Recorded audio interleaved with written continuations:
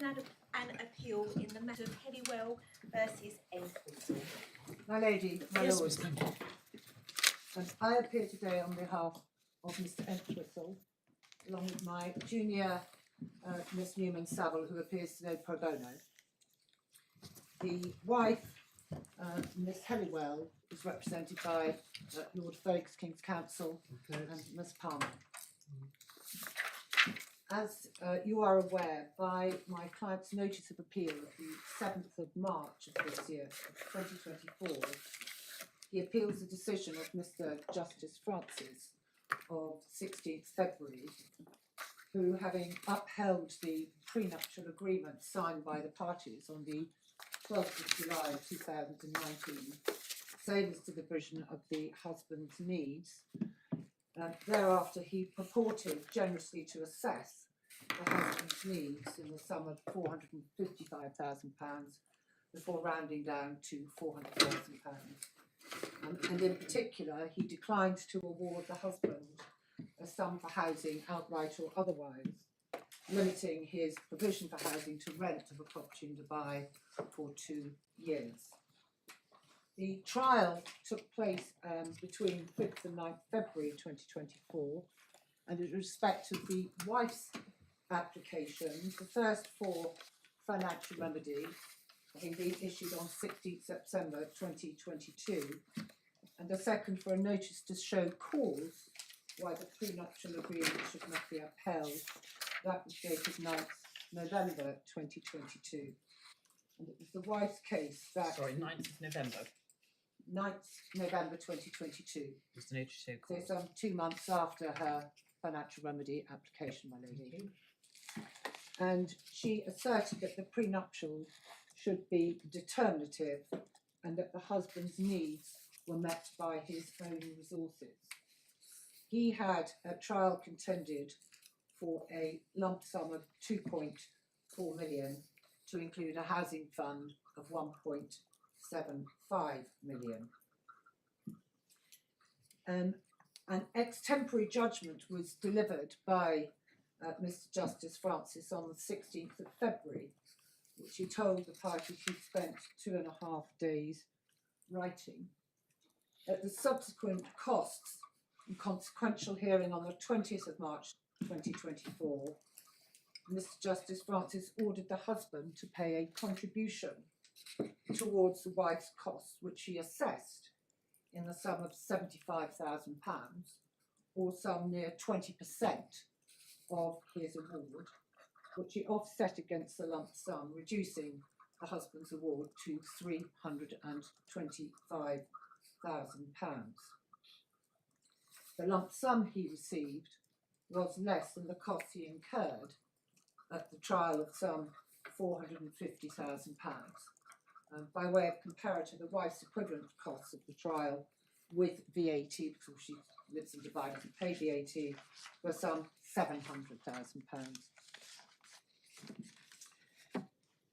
It's worth noting that at the hearing on the 20th of March, by which time the husband had been obliged to lodge his notice and grounds of appeal because the judge refused an extension of time pending his decision on costs, both parties raised the issue of amplification of certain parts of the judgment, which the judge indicated at the end of the costs hearing he would address in a separate document after receiving a joint schedule of amplifications, which was duly provided to him.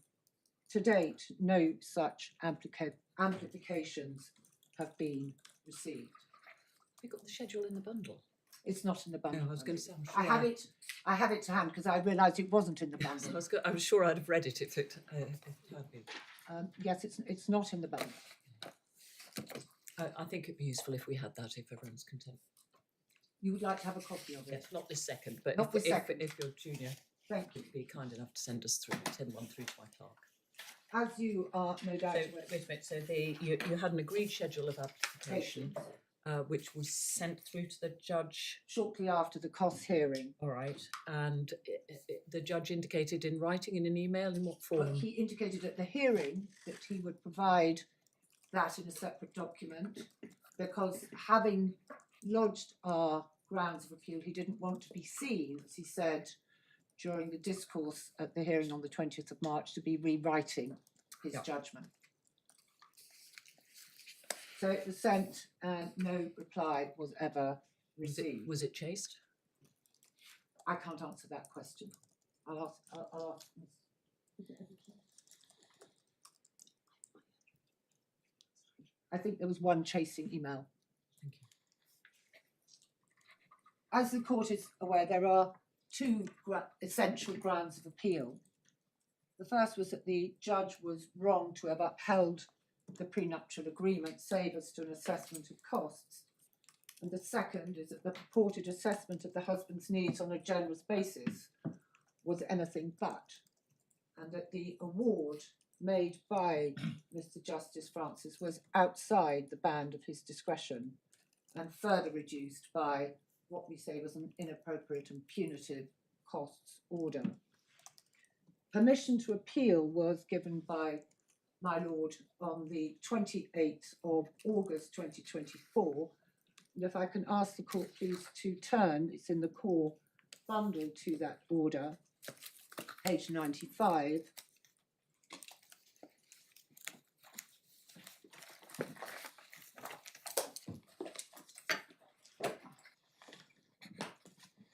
And draw your attention to the second paragraph.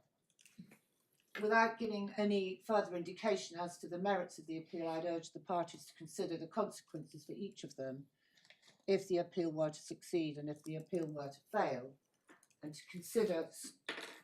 consider whether there is scope for an agreed resolution. Following on from that, as you will see at page C of the 240 in the bundle, By core bundle.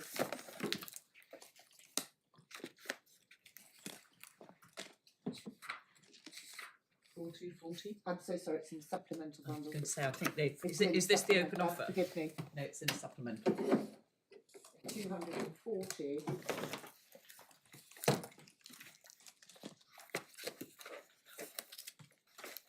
The husband set out his open proposals to compromise this appeal on 4th October 2024.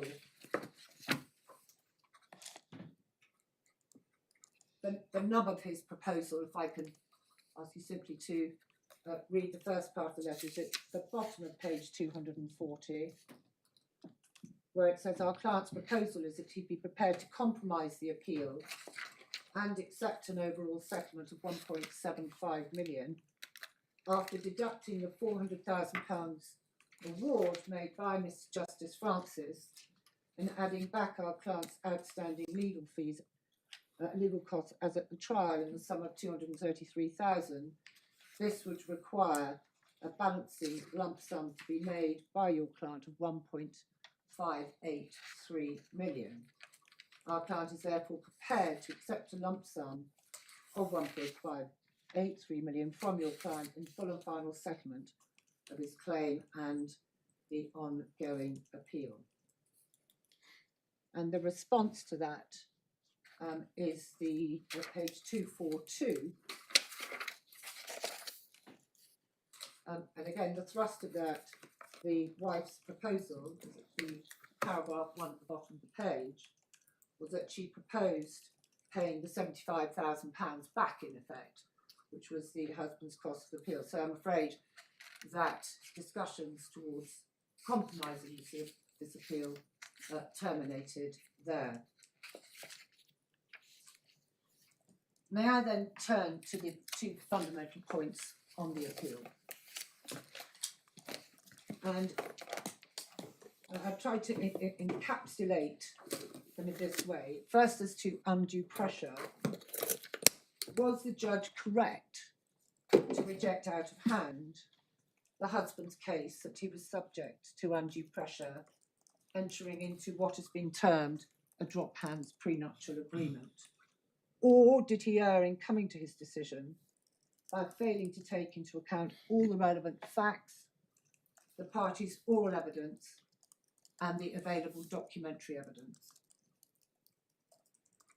as to the prenuptial agreement, was the judge correct to uphold a prenuptial agreement where one, the party who seeks to protect their wealth, fails to make full and frank disclosure of those very assets, despite warranting to the contrary in the prenuptial agreement, and two, thereafter breaching the agreement, the very terms of the prenuptial agreement that they seek to uphold. Or, as the wife asserts, were her admitted breaches of the disclosure warranted an irrelevance, where the husband knew he was marrying a wealthy woman, and two, were her admitted breaches of the prenuptial agreement at the end of the marriage also an irrelevance.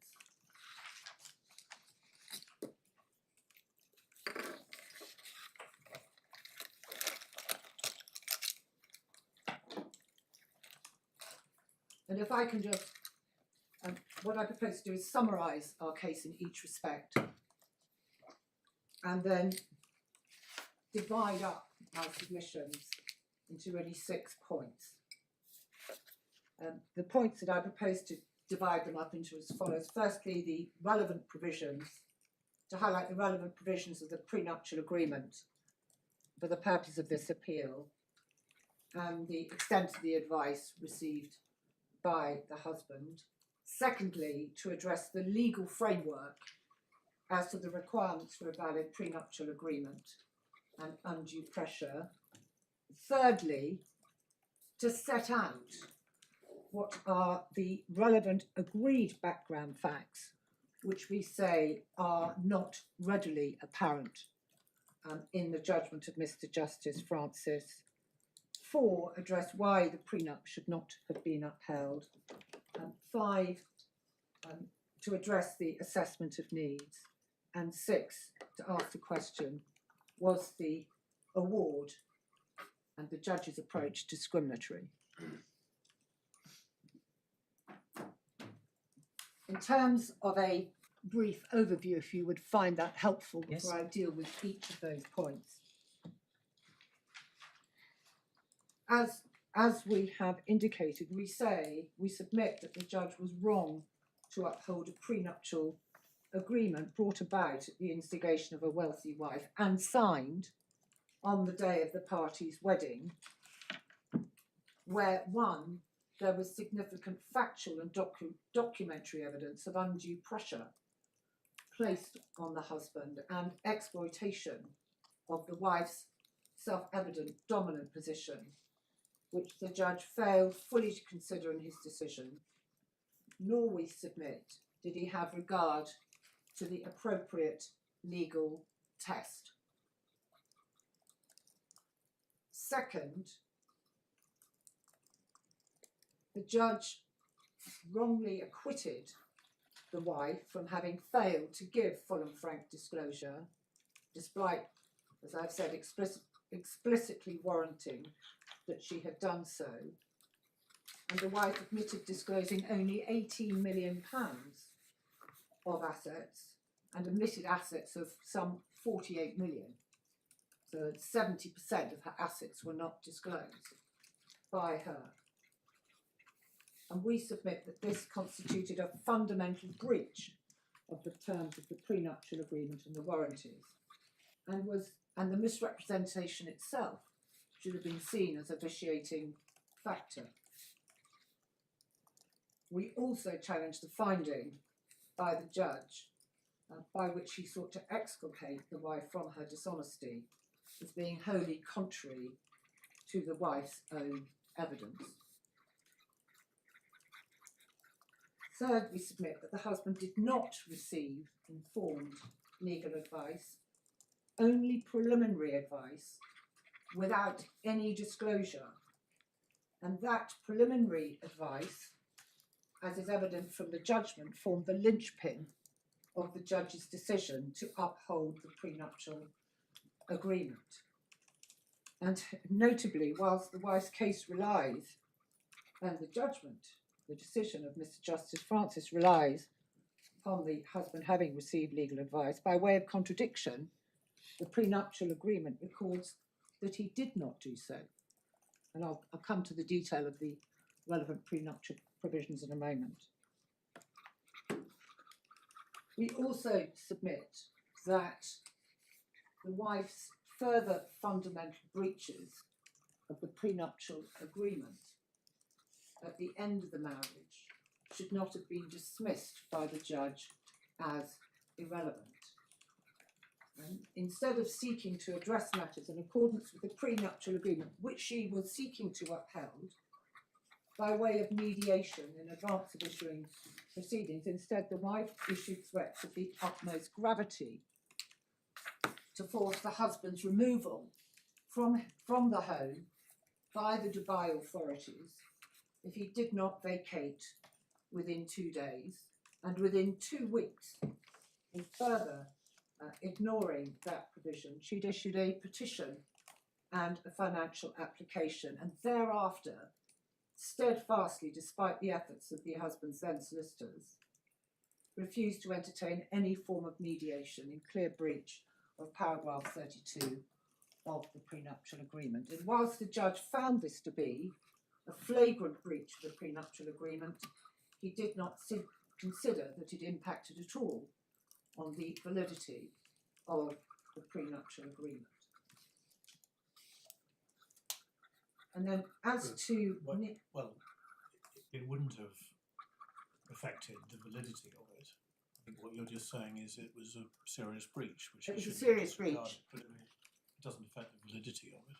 You say it was valid and he breached, and the wife breached it. You're quite right. But he didn't consider that it should result in the prenuptial agreement being... Yeah, but it didn't go to the validity is the point I was picking up on. You're right. And then turning to the overview on our needs case, the judge, having decided that the prenuptial agreement was not determinative insofar as it didn't cater for the husband's needs, then purported generously to assess his needs. We submit that that needs assessment of 450,000, 455,000 rounded down to £400,000 was flawed because it did not include any lump sum or other provision for the husband's housing.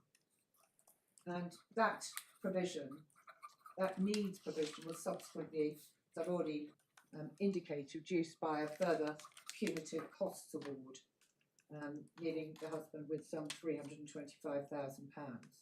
And am I right in that your main focus, so far as needs is concerned, given that it's a discretionary element of the judge for the judge, is the failure to provide accommodation? It is, and what we say is that the judge fell into error because not only did he, as we will see, fail to consider the marriage and the breakdown in its correct factual context, but he also failed to consider the relevant Section 25 factors when assessing the husband's needs. And we say he didn't consider,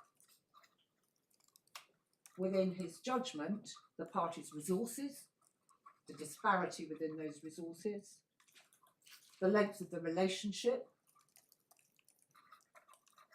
the husband's full contribution to the marriage, and the parties' standard of living, all of which one would expect the judge to have well at the forefront of his mind in the computation stage. And had he done so, he would not have left the husband worse off than he was by bringing the case, because the costs were 450 and he received 325,000 in the round after the punitive, as we say, costs award. Why do you say the cost order was punitive? Because, as I will do, I will take you to the cases in a moment, and we've looked at the cases where there has been a cost award. Sorry, is your criticism of the judge that he designed it to punish? Yes, because most of the cost awards when a judge takes the view that a husband or a wife should have negotiated or settled a case, are what we call token awards. They are not such a significant percentage of a party's awards. They're in the 4 or 5 or 6%. They certainly don't come up to 20% of the award. And we submit that that was a punitive costs award. But sorry, I'm trying to get as to whether your argument is it just had a very bad effect, or whether you're saying the judge made it with an intention of punishing. I think the answer to that is both, because it was a punitive award, 20% of a needs award, and it was, if I can take to the cost judgment in due course, but it was, in a sense, a punishment to the husband because he failed to accept the offers that had been made by the wife, originally £500,000 and then £800,000. And as you will, as is evident from the judge's opening remarks in his judgment, he took a dim view of the husband's failure to accept the latter of those offers. Okay. And that would seem to... I'm not saying you're wrong, so I'm just trying to get straight in my head, you know, when you say punitive... It is punitive. It could be an advocate's flourish, but you're making clear it's not an advocate. No, it's not an advocate's flourish. It is very much when we have looked at the sort of similar cases, Okay. the costs awards are 4 or 5 or 6%. They are not 20% of an award. And that, we say, attracts the punitive adjective.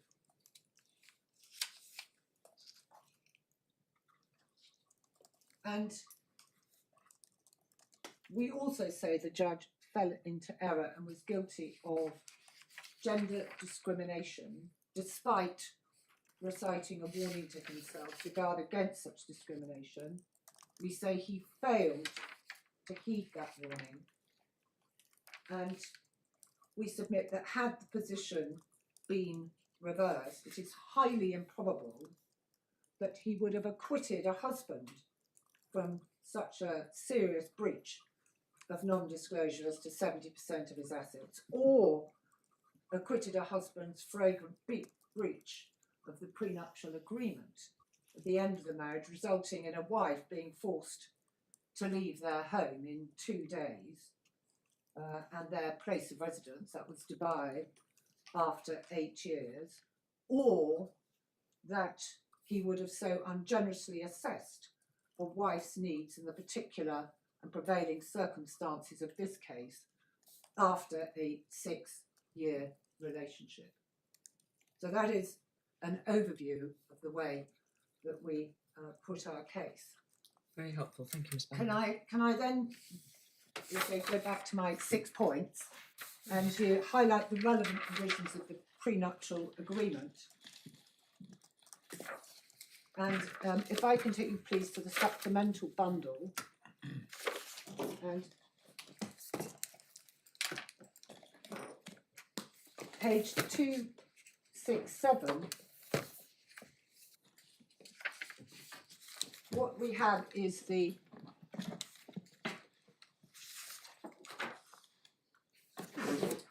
first draft of the prenuptial agreement, and the version that is in the bundle is the one that was annotated by the husband's solicitors at the meeting on the 15th of May 2019. I will come back to that, but the final prenuptial agreement you will find at page 245. And can I presume that you all had an opportunity to read the prenuptial agreement? So I'm just going to take you to the parts of it which we wish to highlight. I think you'll find we've read it and reread it.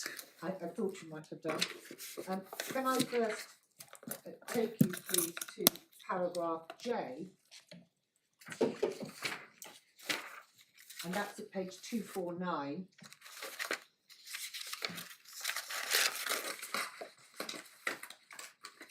Jenny and Simon are both satisfied they've had sufficient time for independent legal advice and sufficient time for reflection before entering into the terms of this agreement. Jenny has received independent legal advice from Deepa Popat of James Berry Associates, legal consultants Dubai, prior to the execution of this agreement, and is fully aware of the rights and claims that she is surrendering pursuant to this agreement. Simon has made it clear to Jenny and hereby acknowledges that he does not wish or need to receive independent legal advice. He acknowledges that he is intelligent and an accountant by profession and fully understands the terms and implications of this agreement prior to the execution of this agreement, and is fully aware of the rights and claims that he is surrendering pursuant to this agreement. And I simply make the point there that, of course, the wife and subsequently the judge relied foursquare on the advice that the husband had been given, and yet curiously there is this recital in the judgment that the husband does not wish or need to receive independent legal advice. And we'll see how that came about when we look at the emails that were exchanged by the husband and the wife later. And then at page 250, the Q is what I call the jurisdiction clause.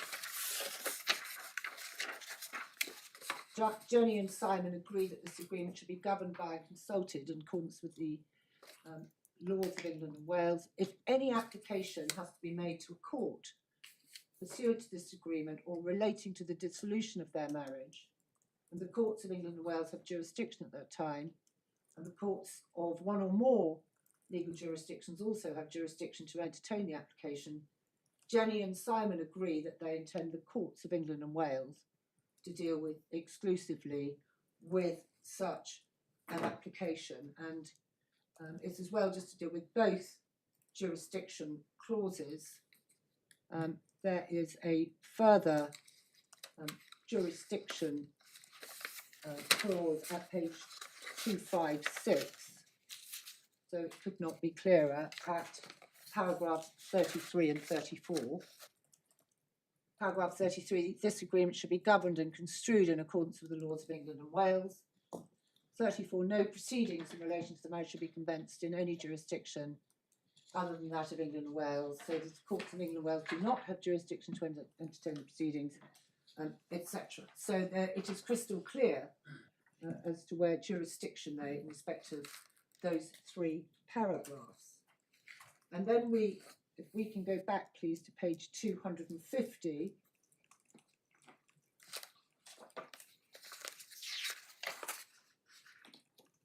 there are what we would say are the critical disclosure warranties. Paragraph R, the centre of the page.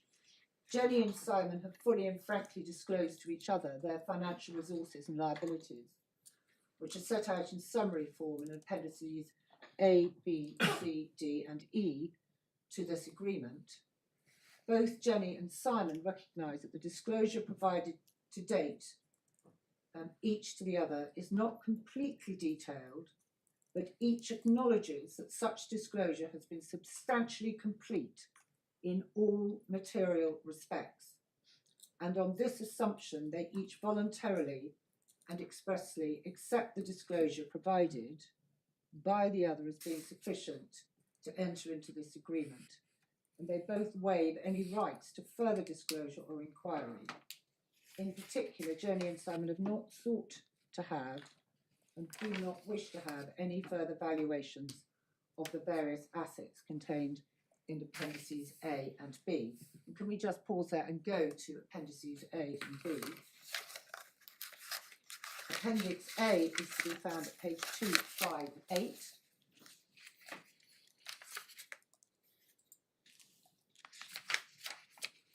Various properties Dubai, $16 million. Various properties France, $2 million. Bank accounts UAE, 250,000. Bank account Singapore, 5 million. Total of 23,250, which at the prevailing exchange rate 2019 It's about £18 million.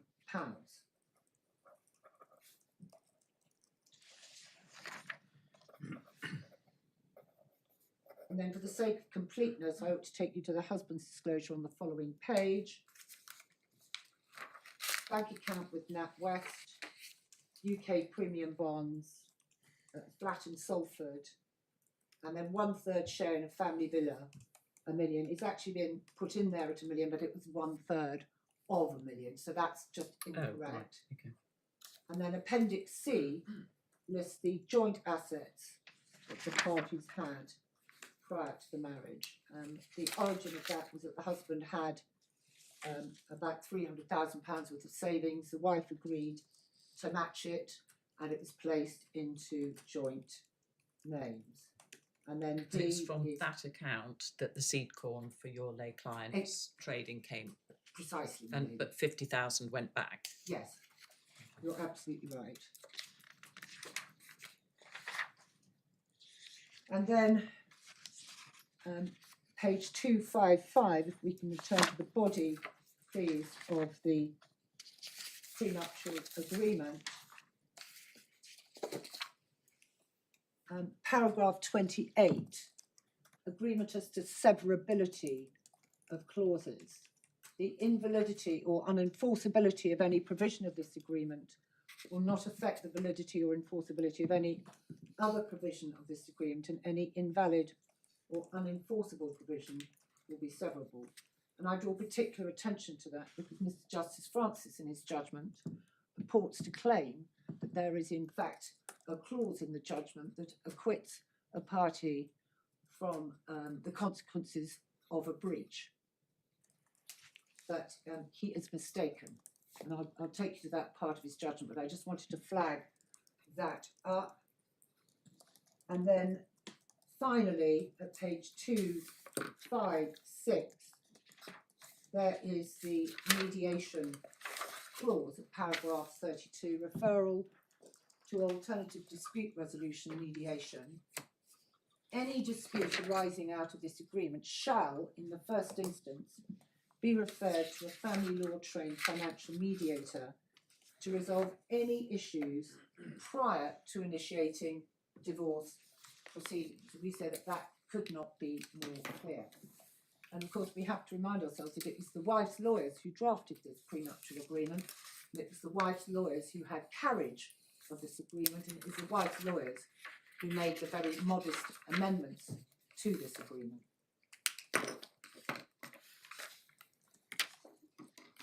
As to the differences between the first draft and the executed draft, if we can go, please, to the original draft, which is the annotated version at page 267,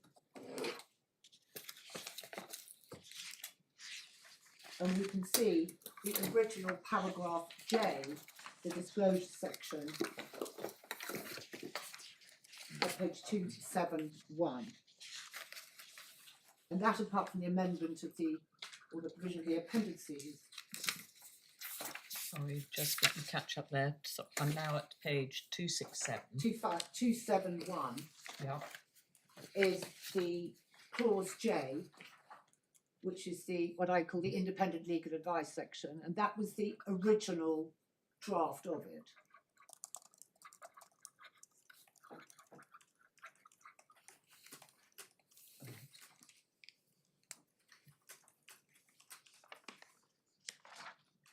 And of course, the original draft also had the certificate.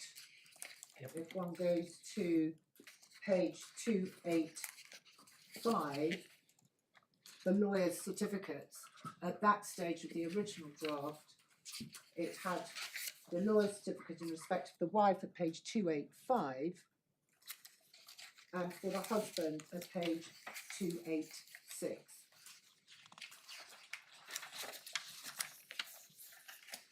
You have that.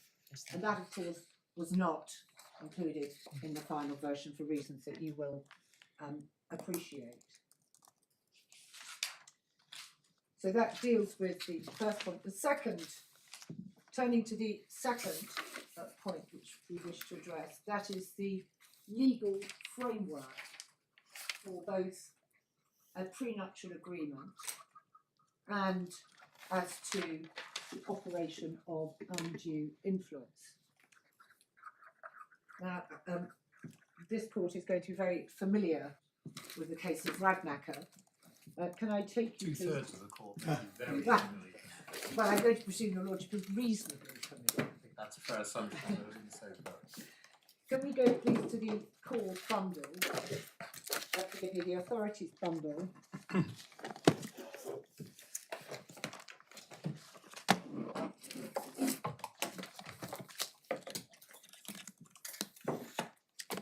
And just perhaps remind his lordship very briefly of the facts of that case.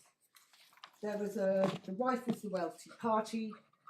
She sought a prenuptial agreement, effectively a drop hands prenuptial agreement, didn't cater for the husband's needs. Notably in Radmacher, it was agreed that there would be no disclosure by the wife, whom the husband knew to be wealthy, and the wife had told her lawyers that she would they would each inform the other of that wealth. So it would follow in the case of Radmacher that there were no warranties as to disclosure, and that sets that case apart from this. And nor in that case did the husband have legal advice. And if we can please go to page paragraph 71.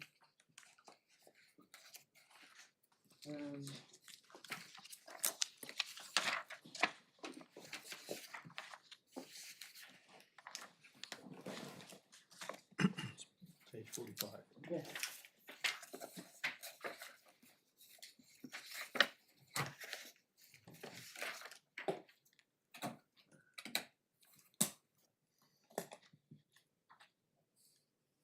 So my sorry, I have the wrong bundle of authorities. Would you bear with me? That's right, take I have time. the trial one up for some bizarre reason.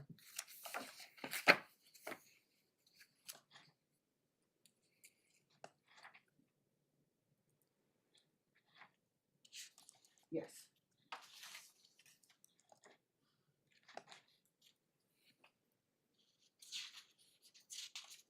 Page 45 of the bundle. Paragraph 71, you said? Yes, precisely. Don't we have to take a run up to paragraph 71, starting at paragraph 68? Yes. Shall I just leave? Would your lordship find it more preferable to read it to yourself, or would you like me to read it? Shall we read through that? Shall we read through my lord's run up, and then you can make your submissions about paragraph 71. Assuming I'm starting at the correct place for the run up. Am I starting at the correct place for the run up at Yes, you are. paragraph 68? Yes, you are.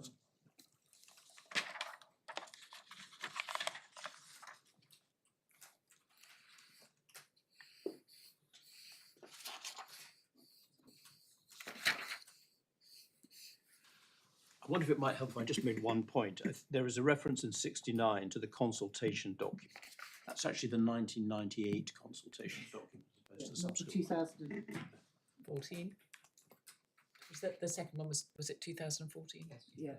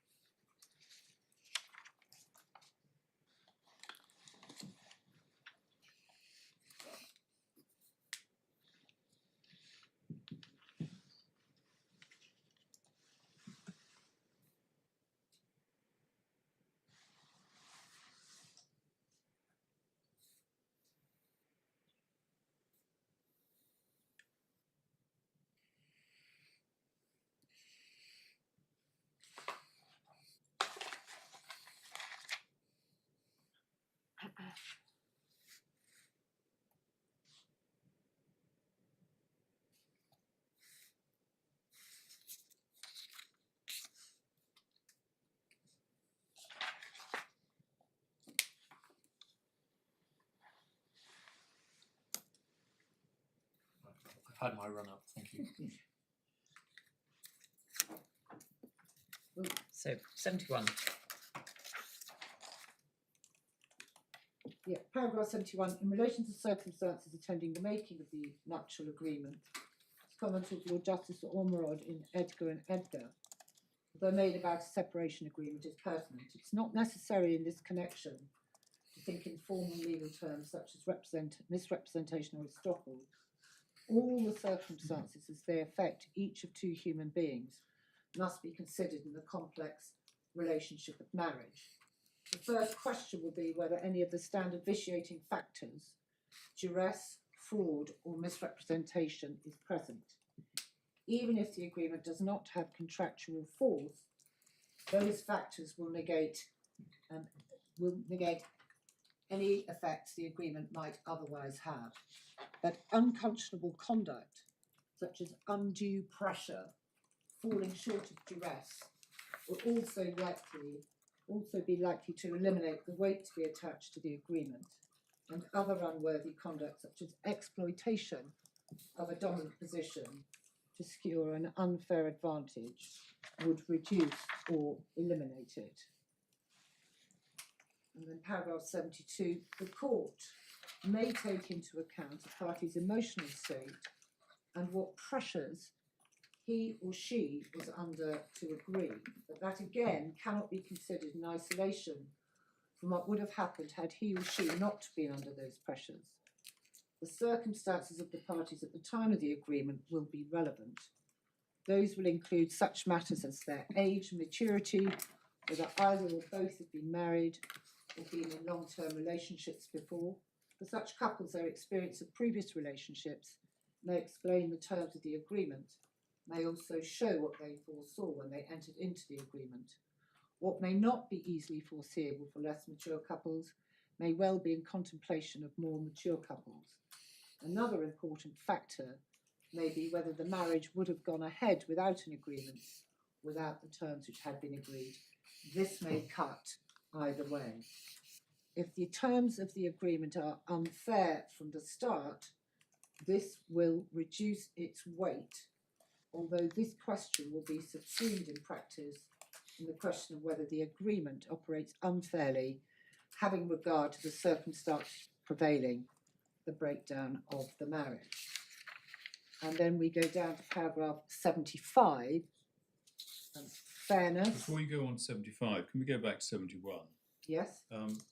After quoting from Edgar, Lord Phillips says the first question will be whether any of the standard vitiating factors, duress, fraud, or misrepresentation is present, even if the agreement does not have contractual force. Those factors will negate any effect the agreement might otherwise have.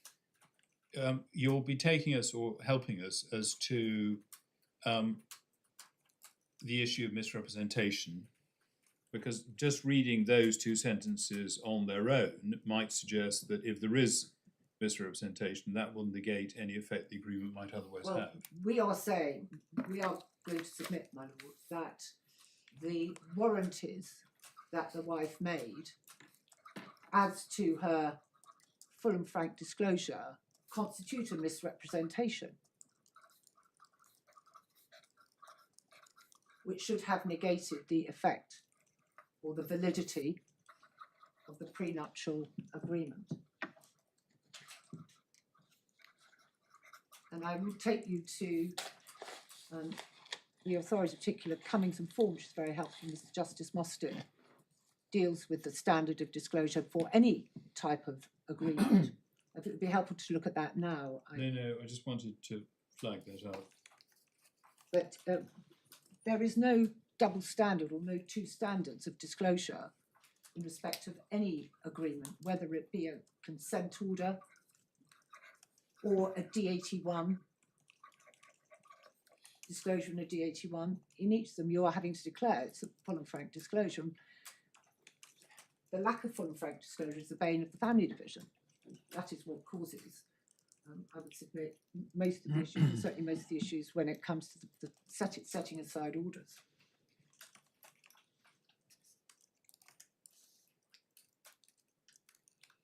But it was a factor that we say was the judge exculpated, as we will see when we come to his judgment and the evidence the wife gave.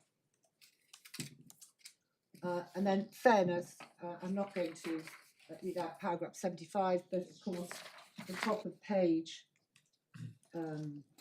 47 is the classic test as applied in a prenuptial case. The court should give effect to a nuptial agreement that is freely entered into by each party with a full appreciation of its implications, unless in the circumstances prevailing it would not be fair to hold the parties to the agreement. Paragraph 76, that leaves outstanding the difficult question of the circumstances in which it will not be fair to hold the parties to the agreement. This will necessarily depend on the facts of the particular case, and it would not be desirable to lay down rules that would fetter the flexibility that the court requires to reach a fair result. There is, however, some guidance that we believe it would be safe to give directed to the situation where there are no tainting circumstances attending the conclusion of the agreement. I'm going to leave it there for Radmacher for the moment. And as to the test for undue pressure, in addition, we say to what is included in paragraphs 71, there is the useful test set out in Ettridge, which was brought to the judge's attention, not at all referred to him in his judgment, but is conveniently, we don't have the authority in the bundle, but is conveniently set out by Mr. Justice Moore in the case of MN and AN, a prenuptial case in which I came second.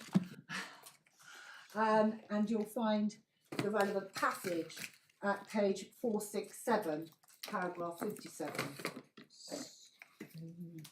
467 of the bundle. Of the authorities Of the bundle. authority bundle, I mean. So give me a moment. Yeah. So tab 16.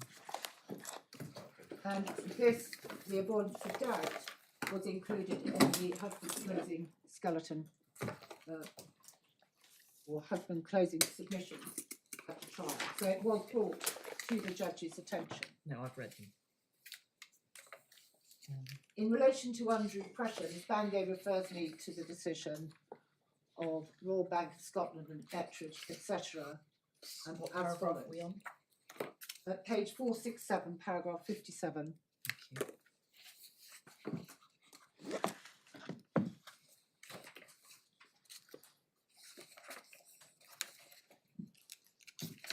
Whether a transaction was brought about by the exercise of undue pressure or influence is a question of fact. The burden of proof rests on the wife. The wife was the one in that case seeking to upset the prenuptial agreement. The evidence required to discharge this burden depends on the nature of the alleged undue influence, the personality of the parties, their relationship, the extent to which the transaction cannot readily be accounted for by the ordinary motives of ordinary persons in that relationship, and all the circumstances of the case. The objective is to ensure that the influence of one person over another is not abused. C, the court must take into account all the circumstances of the case attending the making of the agreement, including a party's emotional state and the pressures they were under to agree. The court will also take into account their age, maturity, their age, their maturity, whether either or both have been married or been in long-term relationships before. For such couples, their experience of previous relationships may explain the terms of the agreement, may also show what they foresaw when they entered into the agreement. And finally, where consent is procured by undue pressure or influence, the law will not permit the transaction to stand. So those are the relevant authorities, and I think it would be useful at this I stage. thought you said you were going to take us to an authority on non-disclosure. When I come to deal with that, would you like me to deal with that now? Sorry, okay. I was simply dealing with the prenuptial agreement and undue pressure. I was going to deal with disclosure later. I can deal with it now if you'd like to deal with it now. I'm Up to you, sorry, I. content to let you Sorry, take you, your you, you, you flagged it and then, sorry, okay. I am I'm working in going your to be list. dealing with it Yeah, okay. in some detail, as you might imagine. That's fine. Yes. Well, because then you presumably will be taking us to the emails and so on. Of course. Yes. So Um, let's take it. May we just see what references Mr. Justice Francis made to the relevant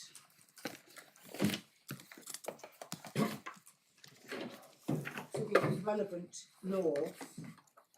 If we go please to page 101 of the bundle.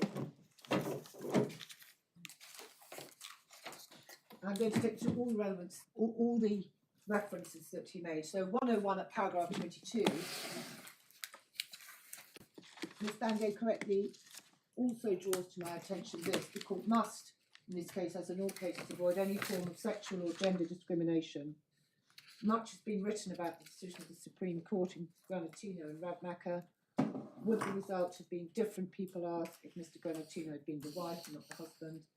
Supreme Court by a majority of 8-1 gave a very clear judgment, and I must of course assume that there was no gender discrimination or sexual discrimination present in that decision. So that's reference 1. Reference 2 is page 115, paragraph 105. Sorry, are you saying, I'm lost again, now you're talking about sexual and gender discrimination, where's the, I am what's simply the taking your lordships to the references the judge made in his judgment to any authority. I'm doing it chronologically. So I think I'm Ms. Bangay, I'm under your heading 2, which I have noted legal as a legal framework. framework and undue influence. So I thought what For you the were doing, prenup- having taken us to those 2 authorities, what you were now doing was cross-referencing the judgment to show us where the judge Precisely. had looked at the authorities. Rather clumsily, it would appear. I just think we were getting tied up with where undue influence fitted with that. I simply wanted to really highlight within the judgment the lack of reference by the Understood. judge to the relevant authorities. So I am taking your lordships to each and every reference he made to any authority.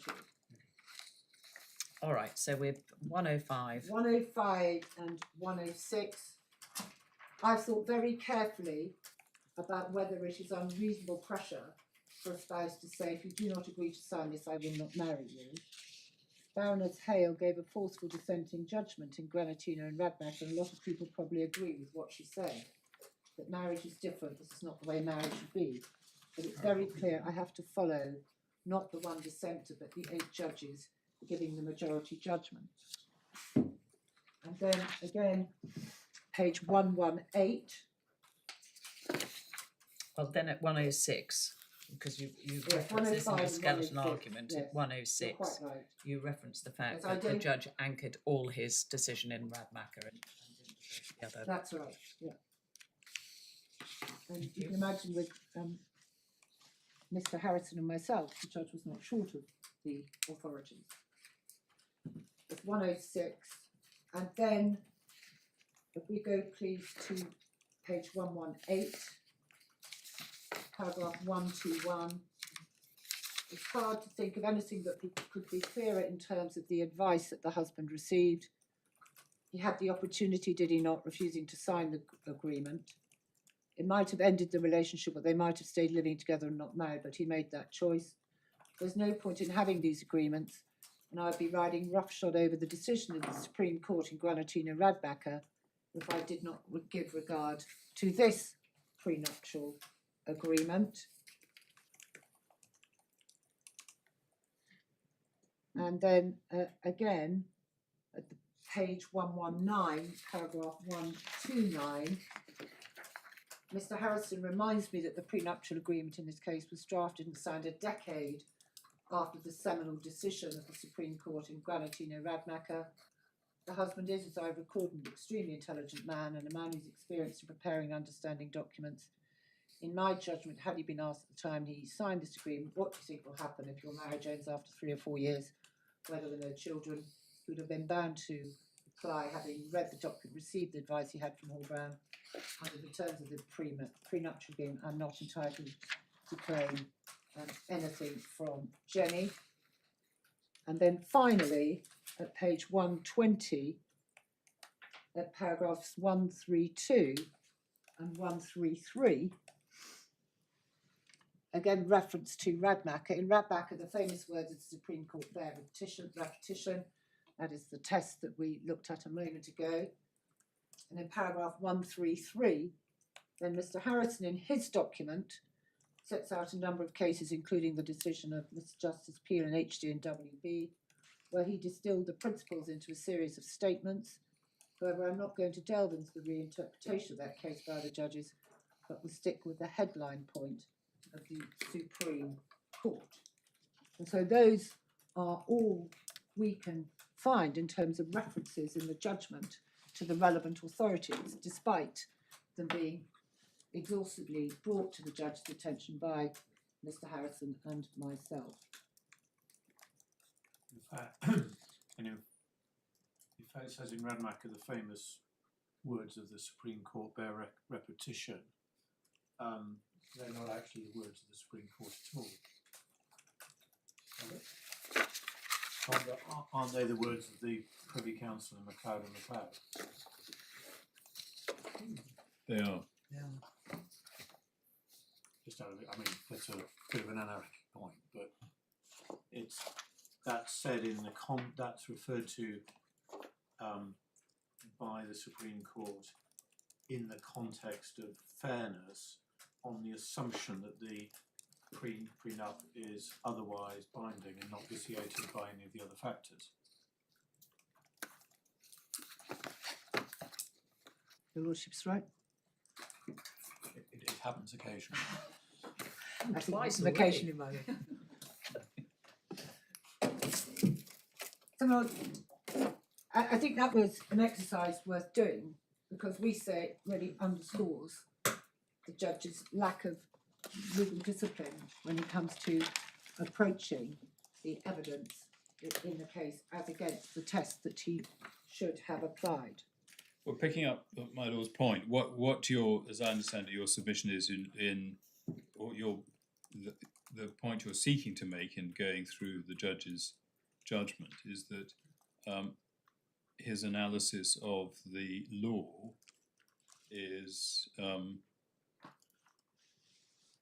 think, wanting. I couldn't remember what Lacking, word what deficient. you'd use. Yes. And you might say that it's supported by his reference to in 132 just to one sentence or one paragraph, and his reference to that being the headline point of the Supreme Court. Well, that's right, but also his easy dismissal in paragraph 133 of the guidance given by the well-known money judges on prenuptial cases. And we will come to look at those later.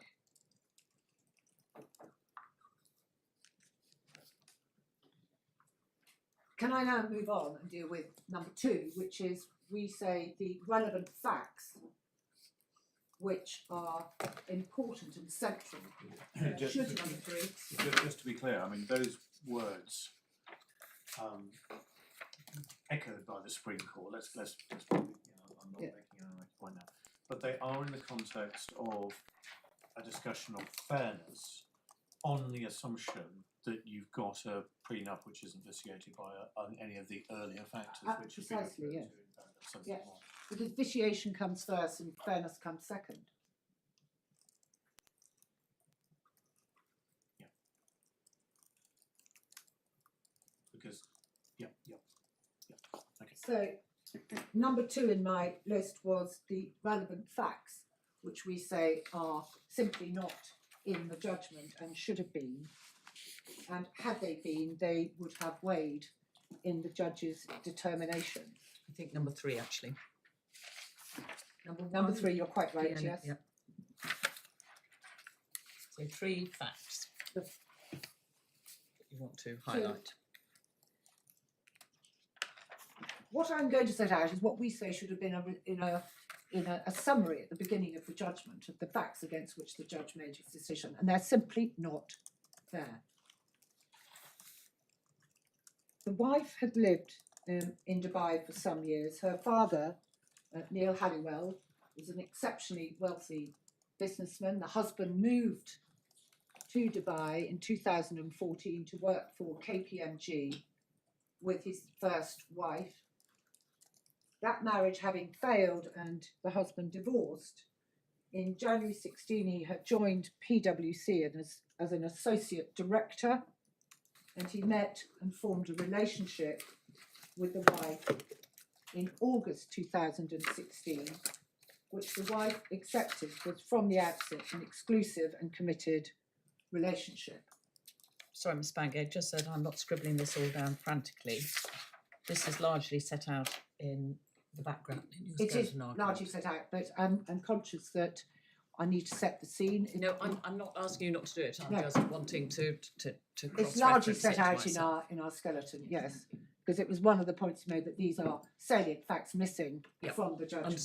Understood. And formal cohabitation was publicly confirmed in April 2017, and the husband formally moved into the wife's apartment. Having become engaged in December 2017, in January 2018, the husband left his employment with PwC to work for the wife's father's company alongside the wife and at a reduced salary. In July 2018, the date for the wedding celebration in Paris, the following August, was fixed. The cost of that wedding was £500,000 and was paid for by the wife.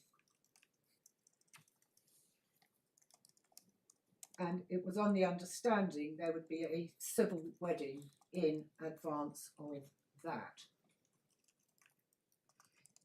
In December 2018, the parties moved to Villa 2 Golf Villas, which was owned at that stage by Neil Helliwell and worth around £1 to £1.5 million. The parties embarked on a two-stage transformative renovation of the property in 2020 and 2021, funded, of course, by the wife, and that property was transferred into the wife's sole name on the 27th of June 2021. By the end of the marriage, that property was worth, and it was valued at trial by an SJE, worth some £4.5 million.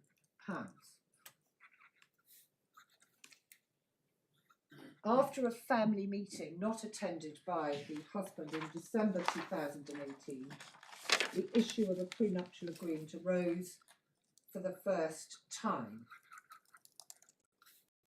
But there were no further discussions in respect to the prenuptial agreement until May 2019. In February 2019, the husband ceased to work for the family company and began to train and then work as an online trader. The first draft... Sorry, am I right in thinking that the training aspect took a full year? A full year.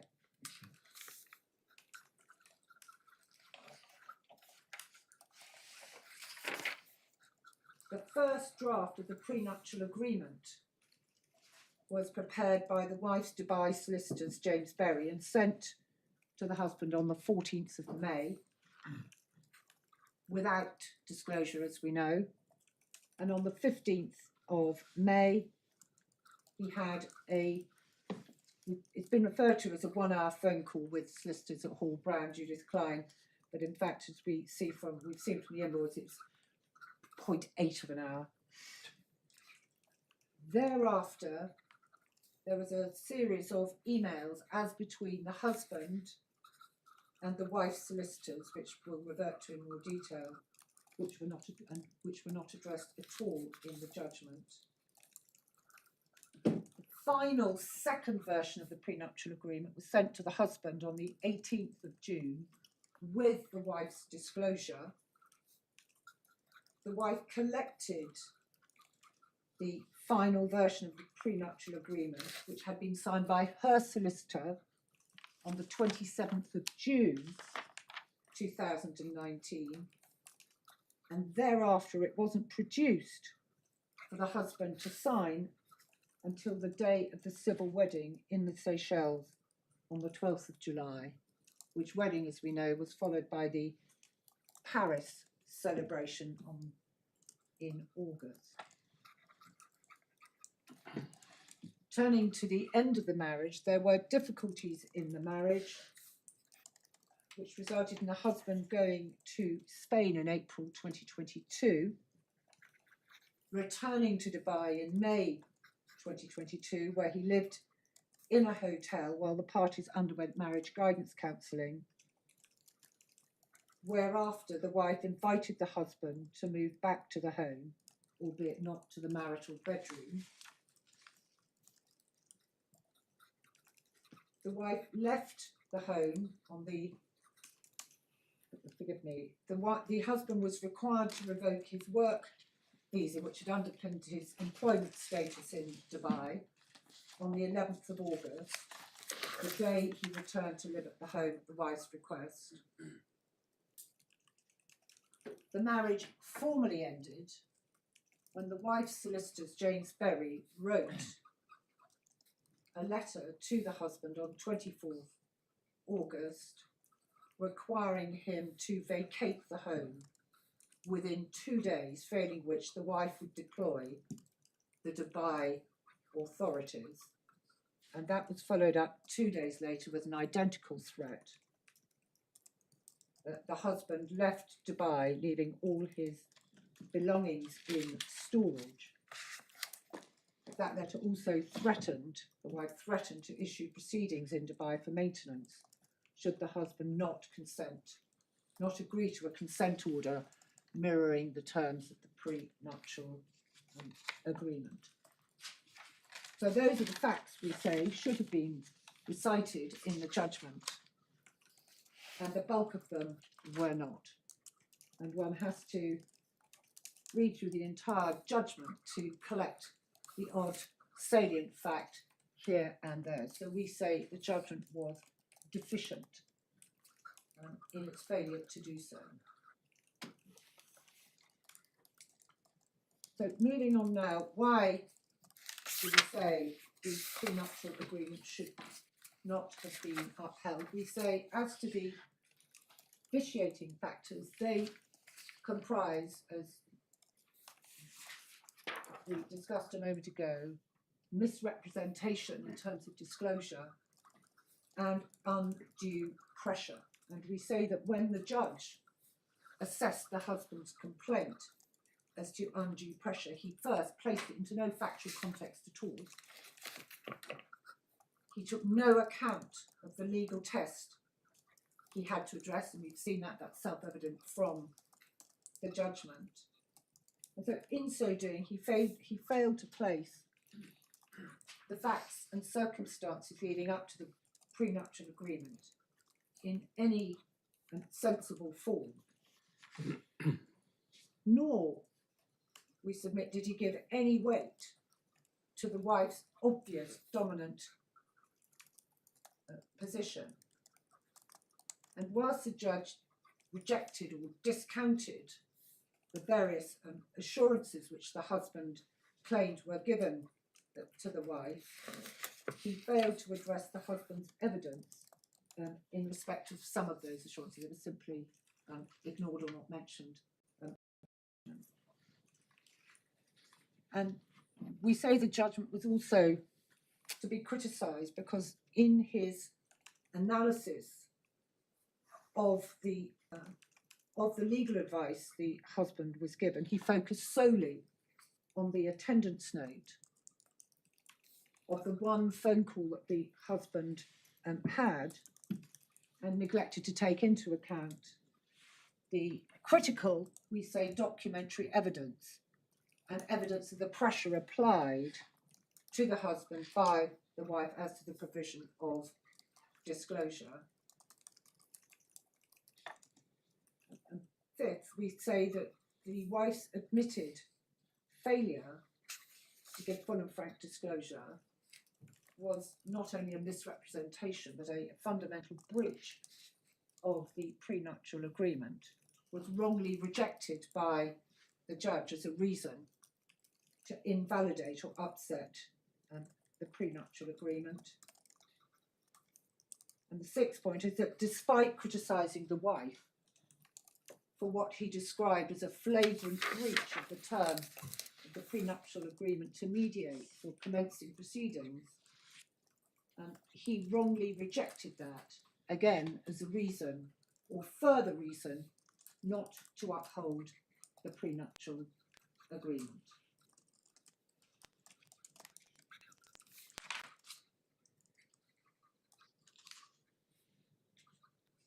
You're about to start unpacking those series of propositions. I am. aren't you? Now, I recognise that unpacking the evidence in respect of the undue pressure is a difficult task for this court, because, as you can see that from the transcripts, both parties were cross-examined, if I might use the colloquial, uphill and down dale. And so I'm going to try and simply focus on what I say are the highlights of that. So if you have had the opportunity to read in particular the cross-examination of the husband, he was at pains to explain in great detail the assurances that he had been given by the wife, both before the process and during the process of agreeing the prenuptial agreement, and they were set out in his statement, his prenuptial. The judge didn't accept that. No, he didn't accept it. No, you can't ask us to go behind the judge's finding of fact as to What I'm not asking this court, I recognise that it's a difficult task. What I am saying is that there are elements of the husband's evidence that the judge did not take into account. Was that evidence on the agreed the additional pre-reading list we were supposed to read? Yeah. I believe so, yes. Don't know. If it was. I mean, I've got a list of agreed essential pre-readings for a supplemental novel, which I assume is where the transcript is to be found. It is. And unless I've missed it, and it's quite possible I have, I didn't think I was supposed to. I wasn't directed to read, bits of the transcript. I have it here. I think there were in the supplemental skeleton, certainly. Not many. It's not on the list. I recognise that this is perhaps the most difficult of the grounds of appeal. But may I just draw your attention to one or two pieces of evidence that may give your lordships cause for concern about the judge's finding? Are you going to try and persuade us to go behind the judge's findings that your lay client was not given the assurances which he said he had been given in his evidence? What the judge found, and can we go to the judgment to see what he did? Let's find? do that. Let's see precisely what the judge found, and then you can tell me whether you are going to try and go behind it.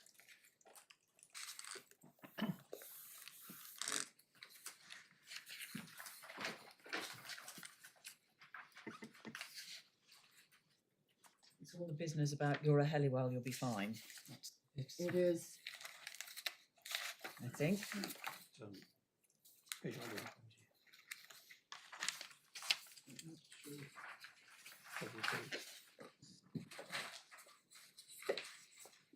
No, it starts at page 113. Thank you. The bottom of 113, where he cites clause I of the prenuptial agreement. And he says, I'm afraid, I have to say, the idea the husband in some way signed this with his fingers crossed behind his back, relying on the representation, you'll be all right because you've married a Helliwell, is risible, and I reject that piece of evidence. I reject that piece of evidence of his completely, even if it says it was plainly overridden by this agreement, which is absolutely clear in its terms. So that's a slightly equivocal finding. Mm-hmm.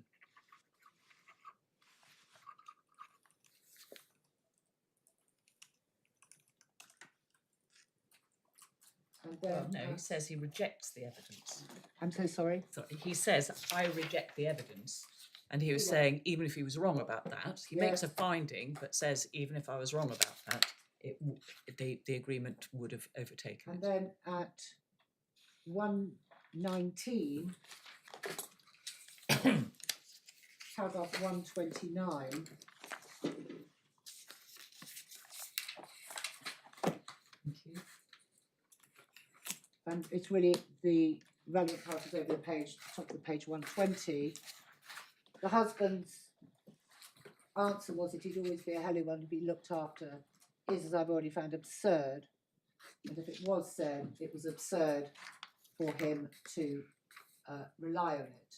It's ridiculous, I'm afraid to say, on the one hand. I'm signing this, I'm recording on the face of it, I know what I'm doing. Consequences are, I know I get nothing, and yet, on the other hand, like a child with his fingers crossed behind his back, say, it will be all right, really. So those were the findings that the judge made. But what I think it would be pertinent to point out is that in the lead up to the husband taking advice, there was an exchange of emails with his solicitors Hall Brown. If we could please go to the supplemental bundle.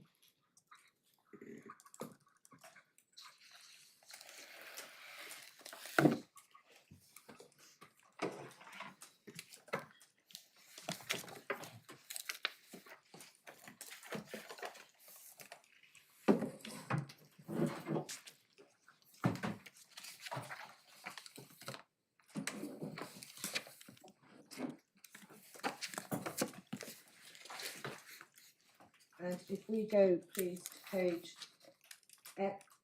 291.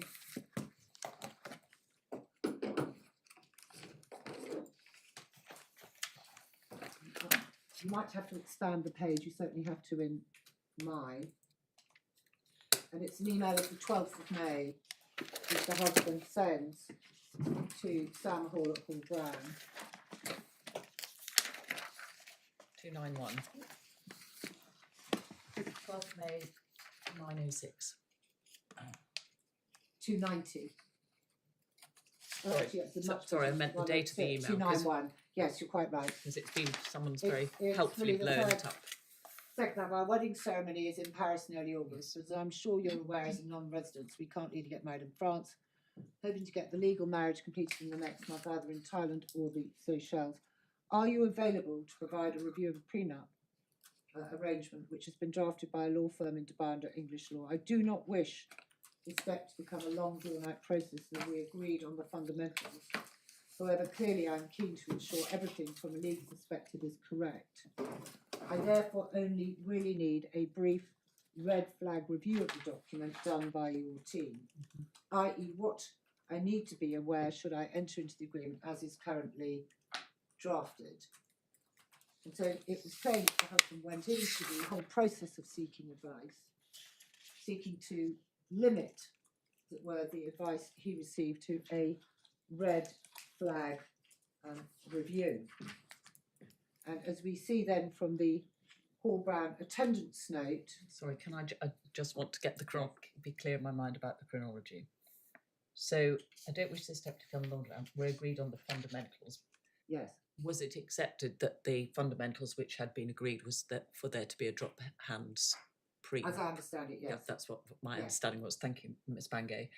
And this was the 12th of May, and you've just told us so that they agreed what was going to be in it, its fundamentals, but your lay client didn't actually see it until the 14th. 14th.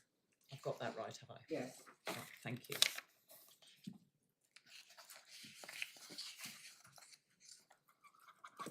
And then at the top of the attendance note, at page 264, JK saying, no, you want a high level review. And then it goes on into more detail. We say the question the judge should have asked himself is, why would the husband have gone to take advice and yet seek to limit it in such a way, seeking simply a red flag review, if he was not under pressure from the wife. But that was not a question that occurred to the judge, albeit that it was raised in submissions.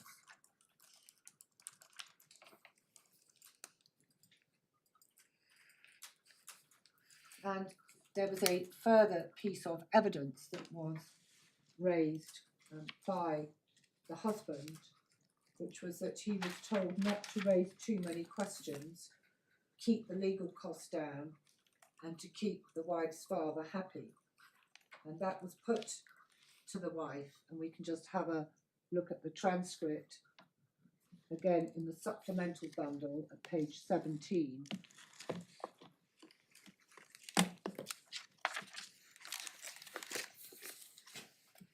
At the bottom of the page, the question starts at line 12.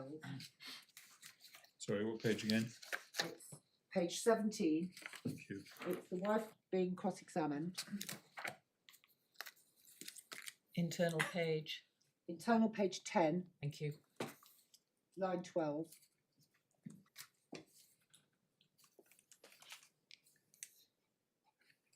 Sorry, I'm struggling electronically. Sorry, I'll just go to this manually.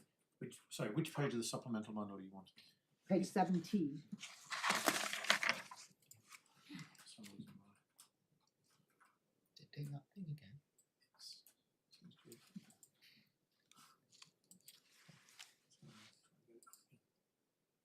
Let's take that last one.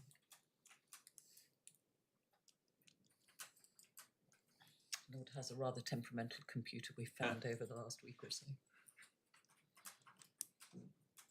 It did like, but doesn't any longer like your I think it's supplementary bundles for some I think it's actually when I'm sitting with him. reason. Right, back to the old 17. All right. Yeah. So if we start, I think it's helpful if we start at the top of the internal page 10 for our reading. Yes. It's internal page 17, but of the transcript, internal page 10. Yep. It's on the left-hand side. Question. Now, you did warn Mr. Entwistle that he would be receiving a letter from your solicitors in May 2019. If we go to page 599, the core bundle, paragraph 38, we didn't discuss this subject, that is, of course, the prenuptial agreement, until May 2019, when Jenny advised I'd be receiving an email from her solicitors. She told me her brother had now got his postnuptial agreement in place, so we should follow through with the formalities of having a prenuptial agreement. He then goes to say this: she told me not to raise too many questions, to keep the legal costs down, and to keep her father happy. And that's what you said to him in advance of receiving the first draft, is it not? And she said, no, that's not. So he's made that up. That's not what I said. Has he made it up? Yes, because I didn't say that. And you also gave him to believe that the prenuptial agreement was simply a cursory or swift formality, didn't you? No. So again, it's an issue of who's telling the truth. Yes, it definitely is. Well, that was quite an important piece of evidence, we say, which we raised in our submissions, which the judge made no finding. Now, I understand that I'm dealing with a particular finding that he has made, but it is very difficult where various allegations were put forward, that one in particular, and the judge did not address it at all in his judgment.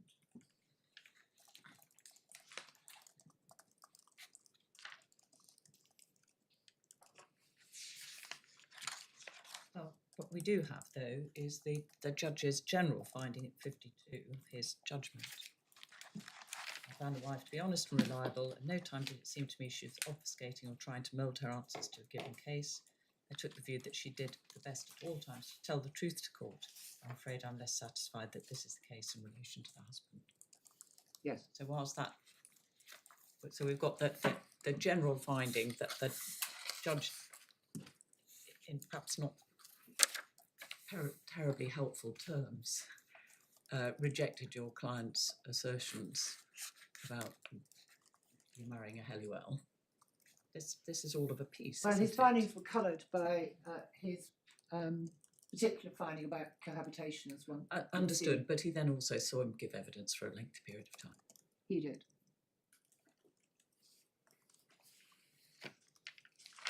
Can we then move on to consider how the judge dealt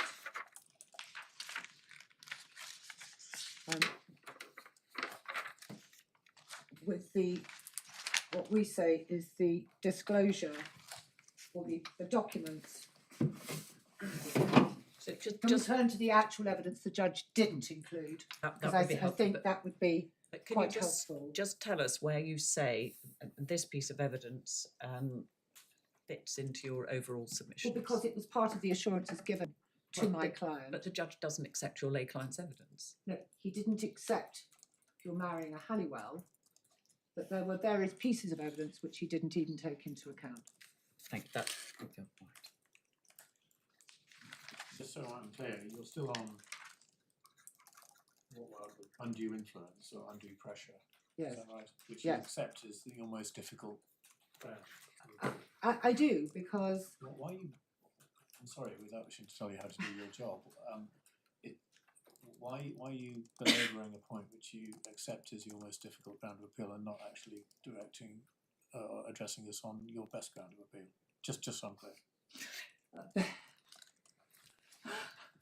well, that is part of the discussion or part of our grounds of appeal, and I think this court would be critical of me if I didn't address it. We're very interested in disclosure. I understand that. Shall we move on and deal with the disclosure I point? think that might be.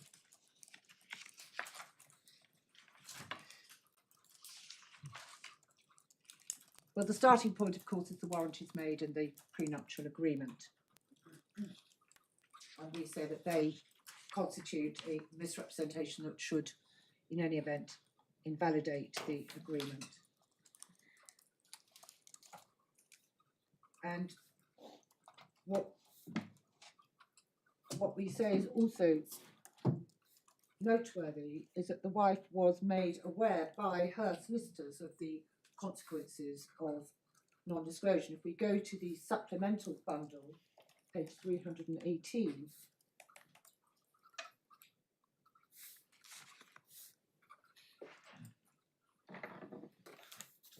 we're going to look at this chain of emails in more detail. But if one sees, this is an email sent by the wife's solicitors to my client, but copied into the wife.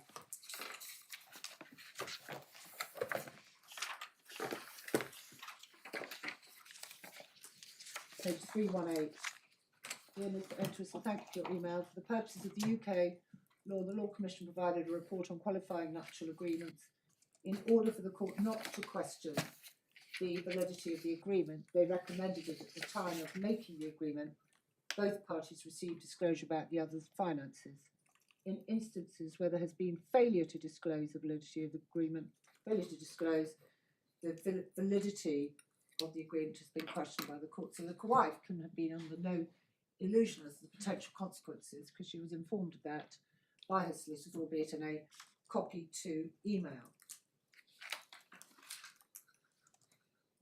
Now, the wife's position at trial, and I think in respect to this appeal, is why does it matter?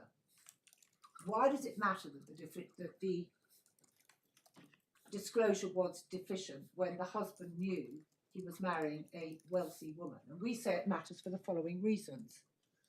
She is the one seeking to uphold the prenuptial agreement. She refused to give disclosure, according to the judge, on the basis she didn't want to reveal her father's assets. And yet the only assets she disclosed were those that the husband already knew about. She is the one, we say, who misrepresented the position by explicitly warranting to the contrary. Now, can we turn to consider the wife's evidence before the court before we come to the judge's finding? we go to the core bundle, page 244, we will see what the wife said in her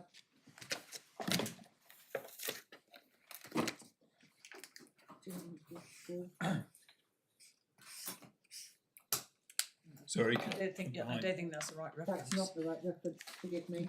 The Bear wife's with me. witness statement begins at 369. I know. Sorry, just trying to help. Which bundle are we in? We are in the I'm in the wrong bundle. That's why. You mean to be in the supplementary bundle, I think. No, the supplemental bundle has the exhibits. Are we looking for Form Z? We are looking for the wife's statement, first statement, which I'm absolutely right, is page 244 of the core bundle. Excellent. Thank you.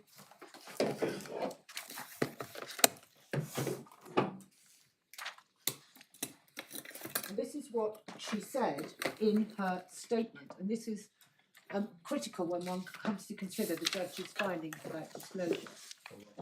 Give us a moment. All right, so this was her statement, which was filed for the purposes.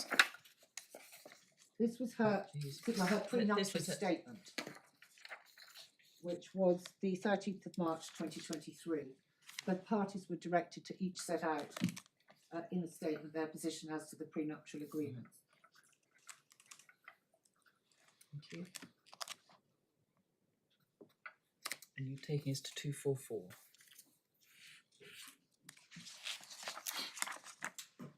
What the wife says is, paragraph 30, and I presume you're all there, as it were. Yes, we are, thank you.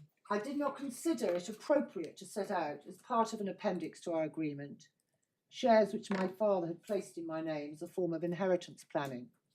Although he had placed assets in my name and legally they were mine, I believed and continue to believe that in reality these remained my father's assets. I do not consider that I am able to access these until after his death, whatever the legal position may be. My father's an intensely private person, and I didn't want the document to contain details of what I believed to be his business affairs, particularly as I knew it was a document which Simon would show to third parties, such as his family and particularly his mother, whom he trusted implicitly, and had been significantly involved in his divorce from his first wife. It is correct, as Simon says, that my father's concerned about tax. Simon knew the approach I was taking and understood the reasons why. This is something we discussed. And then she sets out, in that document, the details of all the assets that she did not disclose. And what we have prepared for the court system, for Mr. Folkes, Ms. Palmer, all have copies of this, is a summary of the assets that were disclosed in the prenuptial agreement and a summary of the assets that were disclosed subsequently. May I hand those schedules over? Can I just say that I was handed these at court this morning. There's objection to the learned friend showing it to you, but I can't say that we've examined them precisely. But I quite understand, and no doubt, Mr. Fox, you can make any submissions you want to anything. Instructed sister considering them. Thank you. So what, as we can see in the top, the left-hand column under the heading P&A, those are the assets that we saw in Appendix A when we looked at the prenuptial agreement. Please, And then can you those please, on sorry, the- Ms. Bangor, can we be sent this electronically as well, please? Of course.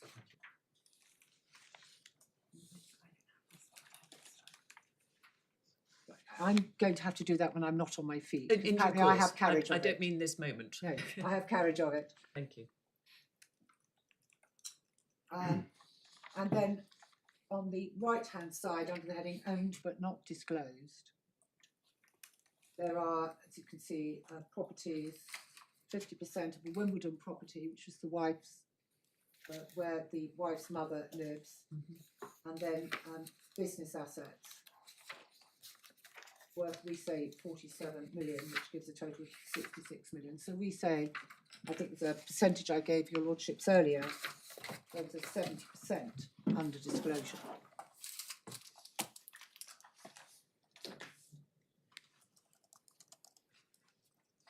Now, there is no reference in that statement to the wife being too scared to ask her father to provide that information. And I say that because your lordships will no doubt have in mind the finding of the judge, which we'll come to in a moment. And her oral evidence contradicted any suggestion that she might have been scared. And if we can go, please, to the supplemental bundle. Just before we go on to that, I'm just looking at paragraph 33, where the wife explains that she's omitted her half share in her mother's property in this country, whereas the husband had put his interest in his family property. Yes. But the wife seems to be saying in paragraph 33 that the reason she omitted it was because she was concerned about tax, and presumably that was because it was supposed to be a potentially exempt transfer and the mother wasn't paying rent or some such thing. And that's what she says clearly. I didn't want to record my interest in writing because Well, of but tax. these are assets she's seeking to protect, of course. So can we turn now to the supplemental bundle and see what the wife's actual evidence on this point was, because we say it is completely contradicted by the judge's finding on this point. We go to the supplemental bundle, page 13.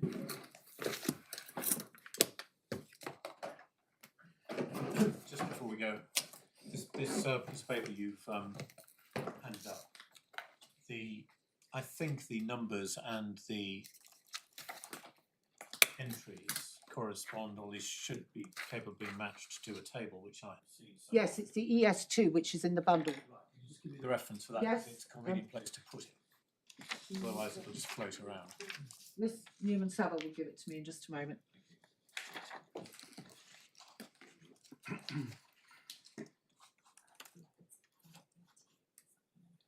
Supplemental bundle, page 580. Thank you. What is not included in there, if you're comparing that with the ES2, is of course the party's home, because that wasn't transferred to the wife until 2021. So I have deliberately excluded that. I assume that the figures are the same figures. Yes, they are. For the relevant properties. Yes, they are.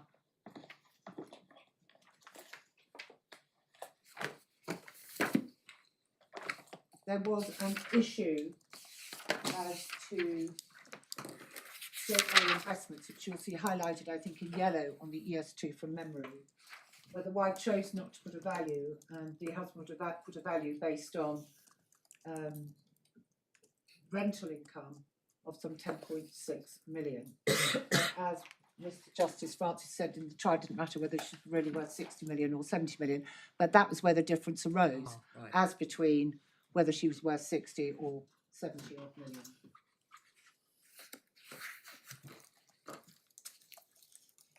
And so can we see what the wife actually says about her father, and whether or not she expressed any fear in her evidence of speaking to her father? And the evidence starts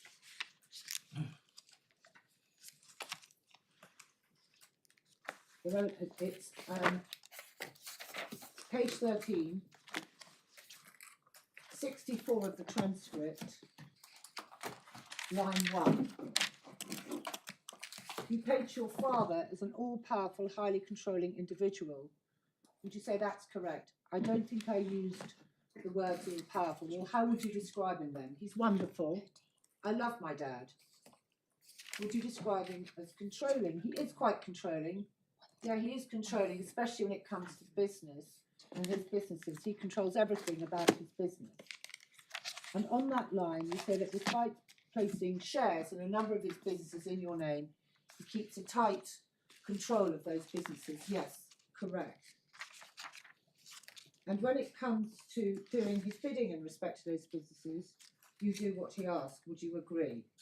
Can you explain what you mean by bidding? Well, let's put it a different way. When you're given documents by him to sign in respect to the business, do you sign them? Yes. Do you ever read them? I'm sorry, I don't. And then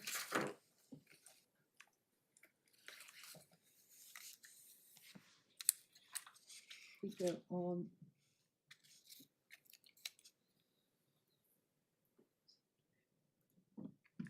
We go to page 22.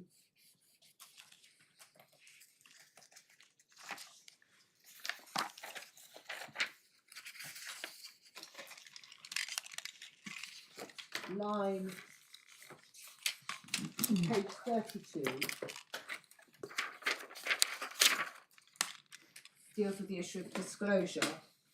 It's internal, page 32. Do your lordships have that? 32. 32, internal, page 22 of the bundle. Sorry, yes. You have accepted, have you not, that you didn't even in the disclosure, let's look at your disclosure, if we go back to the core bundle. You didn't disclose various properties to buy, various Sorry, I'm lost. We're on page 20. page 32. 32, sorry, I was on 22. It's 22. Is it 22 of the It's bundle? 22 of the Inter- bundle, 32 internal. It's very confusing. No, got it now, thank you. I've even got it marked up. So it's probably best to start at the bottom. When you provided that disclosure, do you have that question? Thank you. You deliberately, did you not, omit various assets that were in your name? It wasn't deliberate. It was because I didn't understand and I wasn't sure of them. So I made the decision that the only ones that I was for sure and understood that were within my name would go onto this document. And Simon was fully aware of that. When you had to make disclosure of assets, did you ask your father to provide a list of assets that you believed he'd given to you? I think this is to do with, and then it goes on, put the question again, when you were asked to provide disclosure, did you ask your father to give a list of assets that he put in your name? It's just for us, I don't see anything wrong with that question. I asked my dad about it, but he didn't have any real organisation and we didn't discuss it properly. So there was no suggestion, as we'll see, Mr. Justice Francis finds, that she was afraid to ask her father. On the contrary, I asked my dad about it, but he didn't really have any real organisation. And then we go down the page, line 15 of 34. Are your lordships with me? That's simply not true. You were fully aware of the assets that your father had placed in your name. You knew at the time when you made that disclosure that there were other assets that had been put into your name by the father and you chose not to disclose them. I knew there was business assets, company assets that may be my name, but I didn't know the extent of them. I didn't know anything about them and I didn't feel comfortable putting them in this document. It wouldn't have been truthful. And then I took her to her statement, the paragraph that we've just been looking at. And it was put to her at line 18 of internal 35. So you knew there were business assets in your name. You say here, I believe and continue to believe that they remain my father's assets. But you were fully aware when you gave that disclosure that it was inadequate or dishonest. No, I didn't think it was honest. I didn't. I just said before that I didn't know there was assets or companies that were in my name or part of my name attached, but I didn't know the extent. I certainly didn't know anything about worth or numbers or anything like that. I didn't think it was appropriate. It's not that I was being, and then, hold on, she's still getting evidence. Please don't tell me I was being untruthful. I am suggesting you are being untruthful and deliberately untruthful. Well, I don't agree that I'm untruthful. You were the one who instigated this prenuptial agreement, were you not? Yes. Let's look at the prenuptial agreement and its terms. And so we go to the full disclosure heading, and over the page, I put the question, having taken her to the warranties, as I've called them. Was that true when you signed the agreement? Yes, from my point of view, Simon knew everything or more than I knew about. Now read paragraph R to yourself again. Was that true? Are you asking me to read paragraph R? You just read F. I have read R and I have read S. Can you please read to yourself? And then she goes, now let's go to Appendix A. You've accepted, haven't you, in your statement that you have excluded assets of around 50 million. That I know of after the Form E. Yes, you say you know of after the Form E, but a moment ago you were telling his lordship that Simon knew all about my assets. So if Simon knew all about them, how did you not know all about them? I'm telling you, I didn't say Simon knew all about them. And then Mr. Harrison intervened. And then we go to the bottom of the page. So your first answer to his lordship was Simon knew all about your assets anyway. Now you're saying your first answer was that you didn't know about your assets. Then your second answer was Simon knew about them all anyway. But do you accept that paragraph 9 was inaccurate, was dishonest when you signed this document? Mr. Justice Francis Devine said, can we stick with the word inaccurate to begin with? Miss Bangley, do you accept that paragraph R was inaccurate? Yes, I accept it's inaccurate on my part and Simon's part, considering his disclosure. So there was her clear admission. So neither in the wife's written evidence nor in her oral evidence did she ever suggest she was afraid of asking her father as to what the assets were. On the contrary, in her oral evidence, she told the court that she did ask her father what her assets were. And yet, can we turn to the judge's finding at page core bundle, page 108, page 64. Do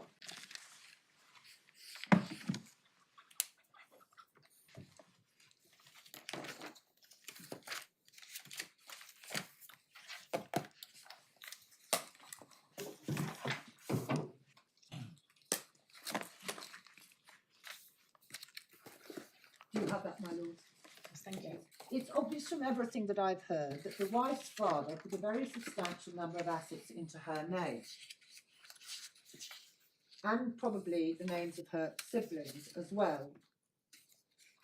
Although I do not know. The wife said, and I accepted, that she really didn't know what assets he had put in her name, and I gained the very clear impression that she was anxious, if not afraid, of asking him for details. I gained the impression that the love that this father gives to his children is in many respects conditional love. I sense that one of the essential conditions is their obedience to him and respect for him. I can well understand that the wife did not want to ask her father for details of her financial resources if it meant inquiring into something that he regarded as deeply private. It may seem odd to some of us, maybe most of us, that she was scared of asking him what she had in her name. One might think that is something that she is automatically entitled to. But I sense that her father is somebody who would put things into his children's name without them necessarily knowing, and he may very well have reasons why he didn't even want them to know. I have no doubt at all that the relationship that the wife had with her father was complicated in many respects, one where there was a great power imbalance. And then it's also clear to me, if we can go, sorry, forgive me, if we go to page 1110, paragraph 70,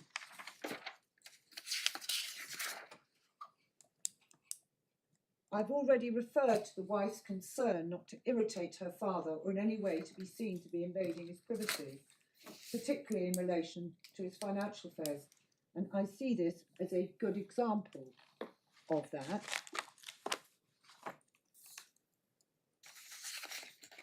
And then 112.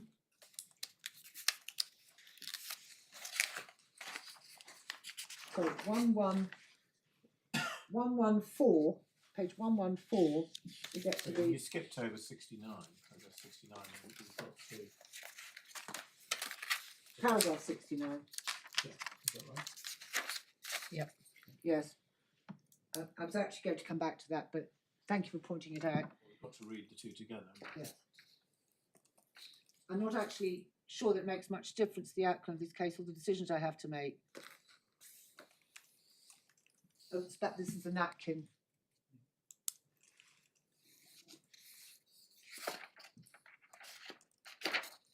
This relates to when the husband went out with his future father-in-law. He got drunk, the father got drunk, gave him a napkin with something written on it. The wife was furious and tore it up.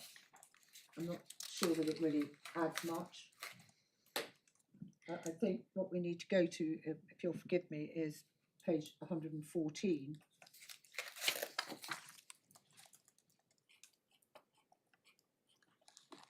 And really this is the nub of the judge's findings about the disclosure. Thus it seems to me, 114 paragraph 101, thus it seems to me the strongest part of the objection launched against this prenuptial agreement and its validity by the husband. Ms. Bangor asserts that when the wife eventually provided financial disclosure with an amended agreement which was sent to him in June 2019, the wife openly admits that she grossly understated her wealth by excluding a business interest and some property assets.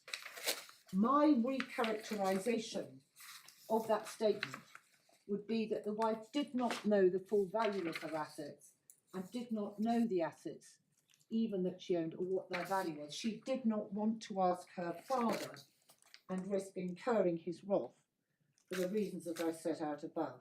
But I agree that the wife did not give full disclosure. I have found that she was very reluctant to ask her father about the detail of her assets, and I have found that she was doing her best to tell the truth about her worth. Ms. Bangor, in this context, as I understand from my pre-reading, the father and I know that privilege wasn't waived, obviously, so far as her legal advice was concerned, but my understanding was that the father attended with the wife to all her meetings with her lawyers. That's my understanding. That was not challenged. And you've shown us an email whereby the lawyer writes to the husband saying, this is what the Law Commission say, it's got to be full disclosure, you're going to get it. But the judge doesn't factor that in. It doesn't factor any of it in, my lord, but my lady, forgive me. But what is a lot. most objectionable is this recharacterisation of the wife's evidence, which she didn't give. No, he's recharacterising your submission. Miss Bangay asserts, blah, blah, blah. My recharacterization of that statement would be, he's not accepting your submission. He's not recharacterising her evidence. But You may make the point that her evidence didn't support what he then went on to say, but he's not recharacterising the evidence that he's given, he's just not accepting your submission. he isn't accepting my submission because he is taking into account evidence that the wife didn't give. Okay, sorry. Again, I put it clumsily, your lordship puts it far more clearly.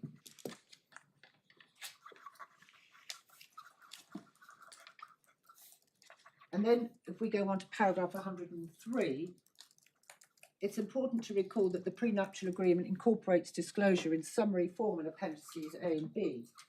It records that disclosure was substantially complete. It was obvious to the husband that the wife was extremely wealthy, and whilst understanding that full and frank disclosure is always the gold standard to aim for in a prenuptial agreement, if as here there's an understanding that one party is exceptionally wealthy, you cannot, as the economic eureka party, simply get out of the consequences of the prenuptial agreement because the number that was provided in terms of the wealth is a number that was lower than the truth or lower than it should have been. The judge will look at the effect in each case. And what is also in my submission of note is if we go back to the judge's analysis of the are you saying that as a matter of law that's wrong? I'm saying as a matter of law that full and frank disclosure is the gold standard, and is not excused by the husband knowing that the wife is wealthy. Your lordship has seen the extent of the non-disclosure, and it was a gross, we say, misrepresentation of the truth of the assets that she held. Because, I mean, I'm looking at paragraph 69 of Radmacher, where there is some guidance from the Supreme Court. And they say the Court of Appeal was correct in principle to ask whether there was any material lack of disclosure. And then they go on, if it is clear the party is fully aware of the implications of an anti-nuptial agreement and indifferent to detailed particulars of the other party, there's no need to accord the agreement reduced weight because he or she is unaware of those particulars. Well, there are 2 points. So The question I pose earlier, is it an excuse for the wife to say, well, the husband knew I was wealthy? Well, where there is such an extraordinary level of non-disclosure, well, I mean, some £47 million not disclosed. I mean, you're not saying, but I mean, you're not suggesting that a lack of particularity or differences in views as to the value of assets would justify placing less weight upon the value of the weight on. I'm saying 2 things. I'm saying, one, the wife knew what her assets were and deliberately didn't disclose them, and we can see that from her evidence, and she accepted that. Yeah.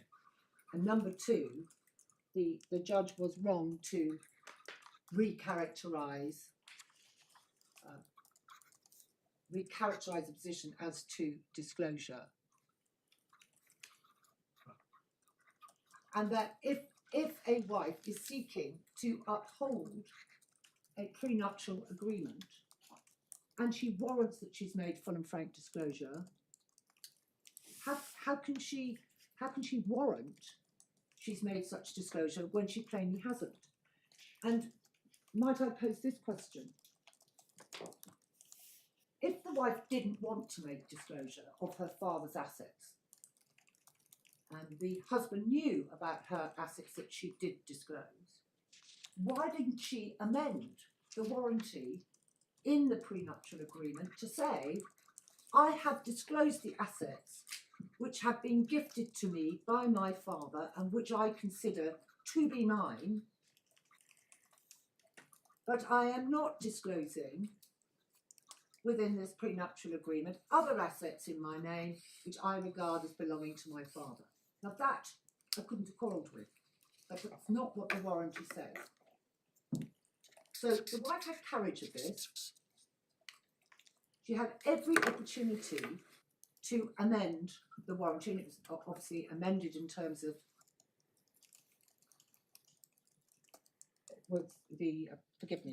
she had every opportunity to amend the warranty where she was the wealthy party, she had carriage of it, and she knew what assets were hers and what assets she considered to be her father's. And I wouldn't be standing here now arguing the point if she had amended her warranty in that way. But any warranty in an agreement is worthless if one seeks to water it down, forgive me, in the way that your lordship is suggesting. no, I'm not suggesting.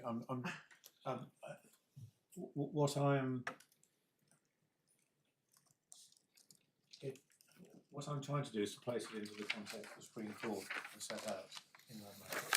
I mean, it can't be the case that any small error in disclosure, say as to the value of an asset, justifies setting aside or placing no reliance on agreement. No, And on the maybe. other hand, as I understand it, you say this wasn't just a small error in disclosure. This was you say a conscious decision not to disclose a category of assets It was which contradicted an express warranty that was given. That's right, and the warranty could have been amended in any way she liked to accord with what was the truth. And might I just take your lordship to one case? I'm just going to divert from my submissions for a moment just to deal with one case where there was material non-disclosure, and it's TRNS and TRNK, and it starts at page 502 of the bundle. And in that case, Sir Jonathan Cohen determined what was, it's not described as a preliminary issue, but appears to me to be a preliminary issue as to a marital agreement. Sorry, can you give the page number Page again? 502, my lord. You-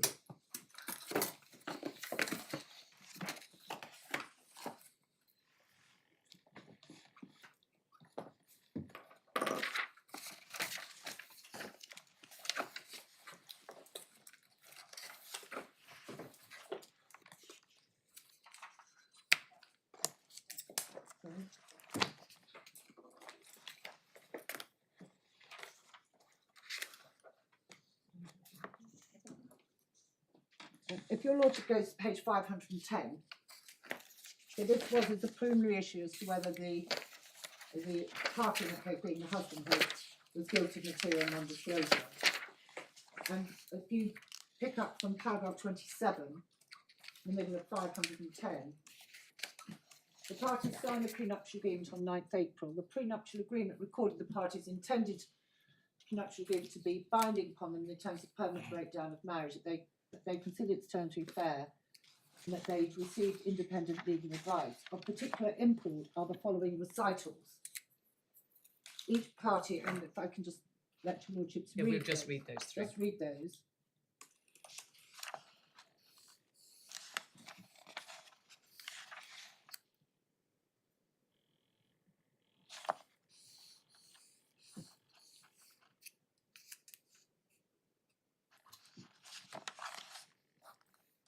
And so Jonathan Cohen found in that case that the husband who had disclosed shares in the prenuptial agreement worth 3.5 million were in fact worth 22 million.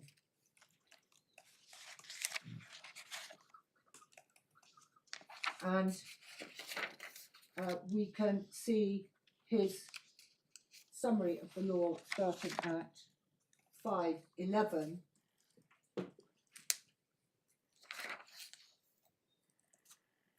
Perhaps I can let your lordships read that.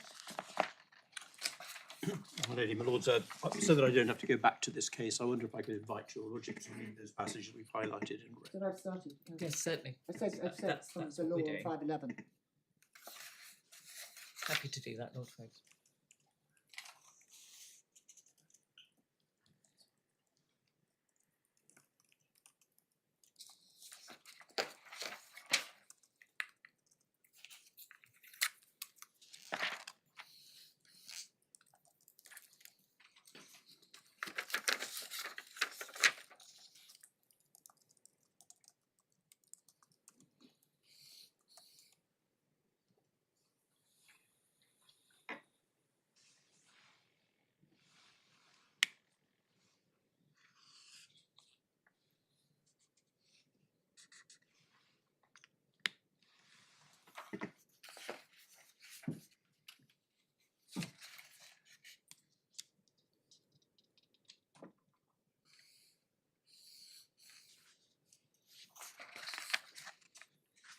It's up to page, paragraph 39, page 514.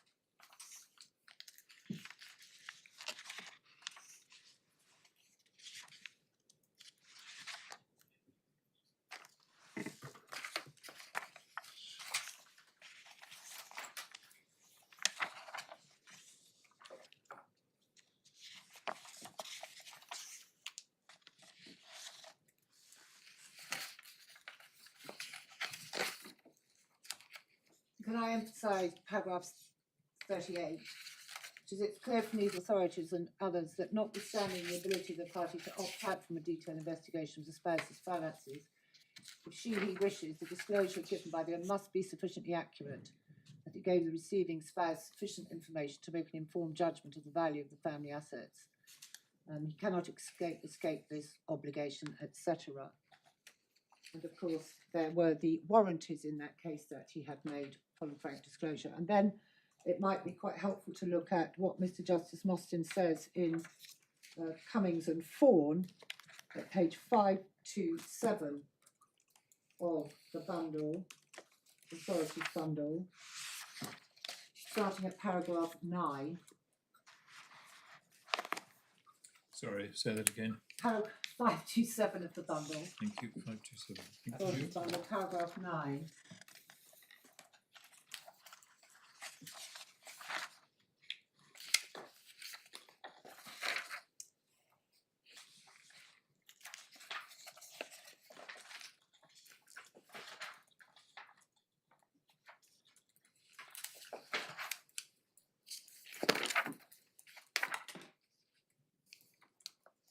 Paragraph 9, the only elemental difference, and this can of course be significant, between a prenuptial, postnuptial, separation or zidias type of agreement is the closeness in time of the agreement to the hearing that determines whether it should be upheld.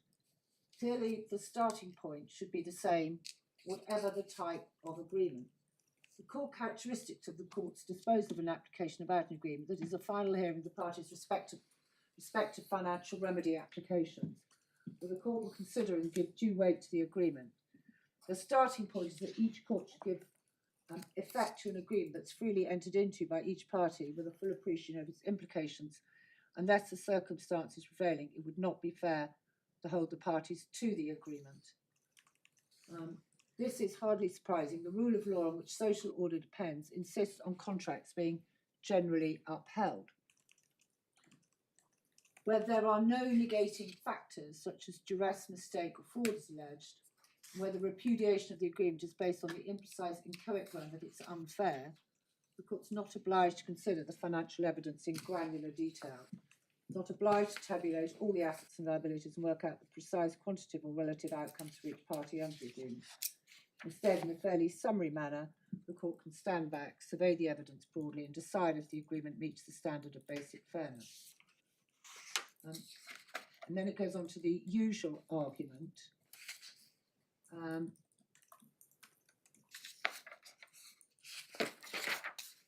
at 539, he turns to deal with the ground one of the appeal, which was the non-disclosure by the husband of an inheritance. And can I just invite the court to read from paragraph 57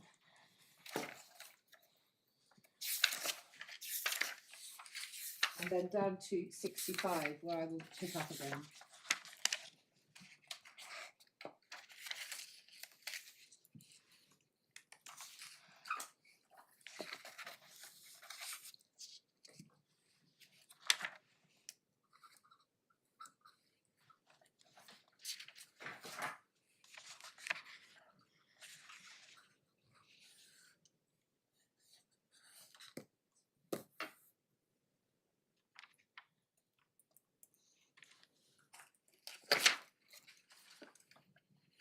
Your Lordship said 65. You want us to read through to paragraph 65? Yes, please. It just sets the background for what the judge then goes on to do with, which is the impact of non-disclosure.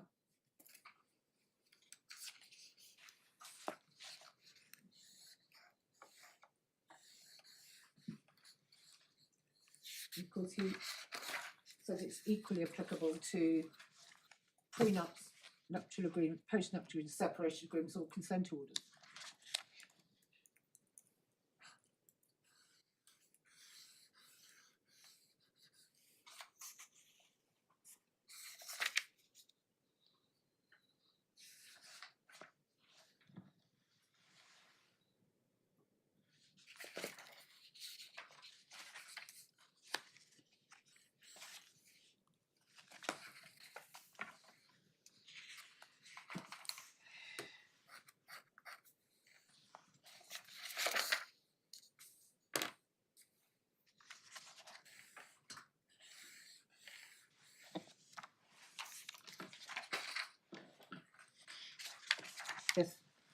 In Cathcart and Owens, I went into law concerning the impact of non-disclosure and financial remedy proceedings in some detail. As stated at paragraph 30, fraud is classically defined as wrongful deception intended to result in financial or personal gain.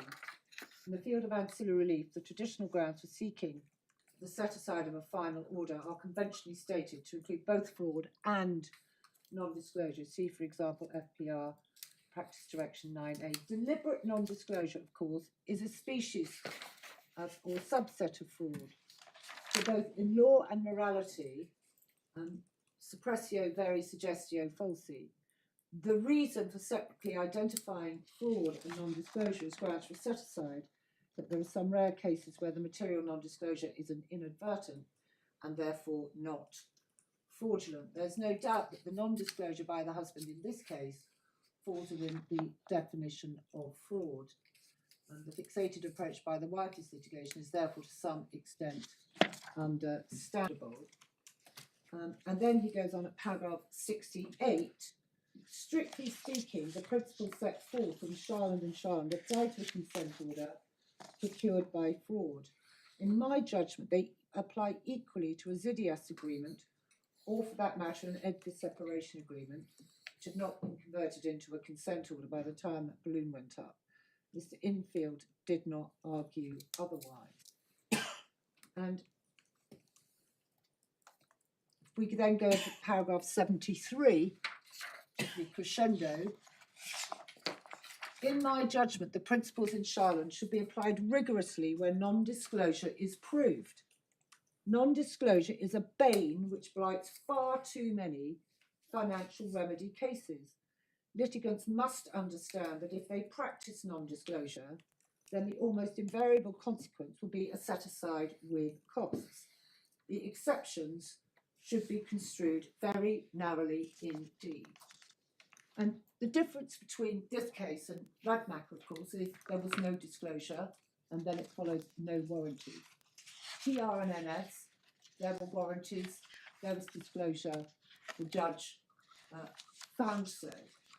And it would be extraordinary if a different standard of disclosure was applied to a prenuptial or a postnuptial agreement than was applied to a consent order or a separation agreement or a Zidias agreement. All of those agreements depend at their core on a party making full and frank disclosure.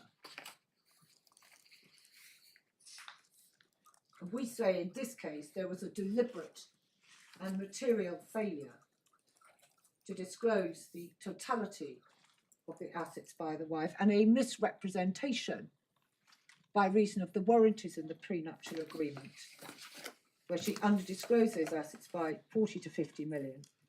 And that should have fatally undermined the prenuptial agreement.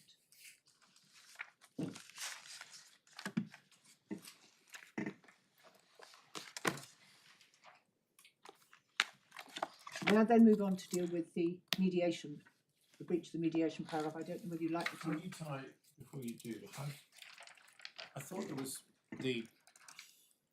you haven't shown us the detail of the emails which... I haven't. All right, I got derailed.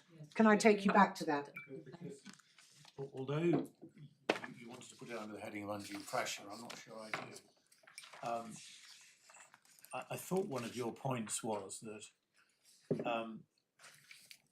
when you look at compare the draft and the final document, there was a change in relation to what was said about legal advice. There was. Can we? And that was tied up with the question about whether there was disclosure of financial assets, because that was why the lawyer wouldn't sign. Well, that's right. So I see that those emails as having some potential connection to this part of your. They do. It's based undue pressure on the disclosure. Yeah, Can I take you? It's the supplemental bundle at 314 where they start.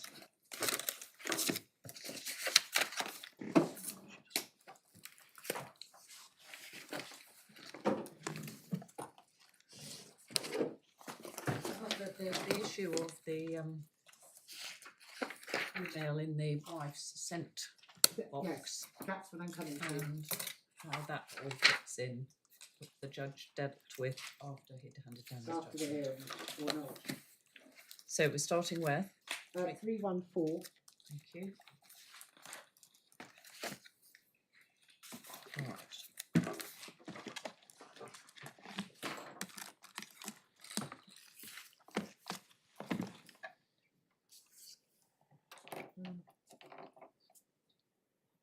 My screen has. Going to have to reload it to give me. There we go. 314 was the email sent by my client after the meeting with Paul Brown.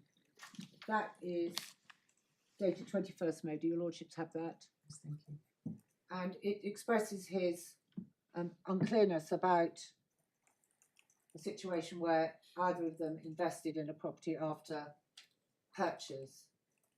And then he goes at the second paragraph, other than the above point, the document as drafted is fine. However, without sight of the appendices, the lawyer represented page will not be signed and should be removed. I've been informed that this should not have any bearing on the document.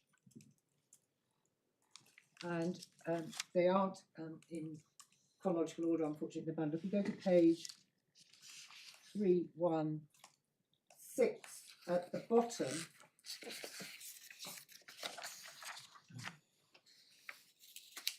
to the 9th of June response. It's quite difficult to see, it's at the very bottom of page 316. Good morning, Mr. Entwistle. Apologies for the delay in responding. I've just returned from my annual leave. I understand you're instructing lawyers to advise you on the draft agreement. They should have been in a position to advise you on the same. Please let me know if you've sought independent legal advice, as the details of the lawyers need to be inserted in paragraph J. And in the meantime, for purposes of clarity, deals with paragraphs U and V. Changes to be made to this will have to be agreed. My client will need to instruct accordingly. With regards to future assets in the family home, the division of these assets in the event of a divorce are that the net proceeds of sale is divided in the shares the parties contributed at the time of purchase. If you wish for changes to be made, you should discuss with my client and seek independent legal advice with regards to the same. And then I'm seeking my client instructions to complete the appendices, and will revert to you as to when the appendices can be mutually exchanged. And then I don't know if you wish me to take you to the husband's statement, which I think sets the scene for how this email came about. That is in the core bundle. I'm sorry, I have to dart around a little.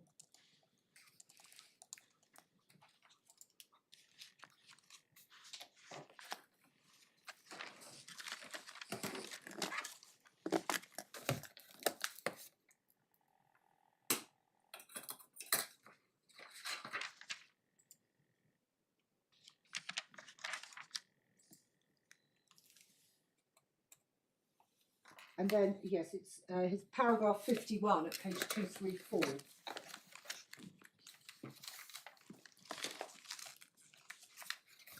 Which was, of course, not referred to at all in the judgment. It says, I raised again the lack of appendices issue with Jenny, who somewhat sternly, almost defensively, made clear that she and the family would consider it to be a significant invasion of the family's privacy to provide any disclosure to anyone outside the family office, including my lawyers.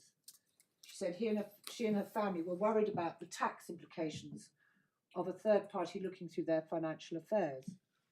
I reminded her that without any disclosure, I couldn't say I'd received any legal advice. It was at this point that Jenny became quite frustrated. She said this was now causing an unwelcome distraction to the wedding, and she drafted and sent an email to me instructing that I send this on to Miss Popper. I did not consider I had much choice but to send it. This was sent later that same day on the 11th June. And then if we go back to the email in the supplemental bundle,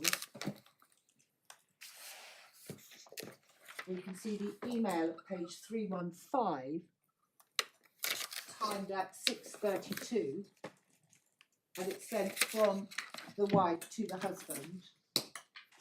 Good evening, thank you for your email. I did seek legal advice, but the lawyer stated she could not sign the required documentation without having seen the appendices. I'm now satisfied with the agreement as it stands without any amendments required from my side. As I see it, there is two options. The appendices are omitted completely, and my lawyer will sign up to say that she's overseen on my behalf. Or two, the appendices are inserted, and I will sign a note that I did not wish for legal advice. The former is preferable as it's truthful, but if it is legally required for the appendices to be inserted, then I shall agree to go to option 2. Please advise. And then we go to page 316.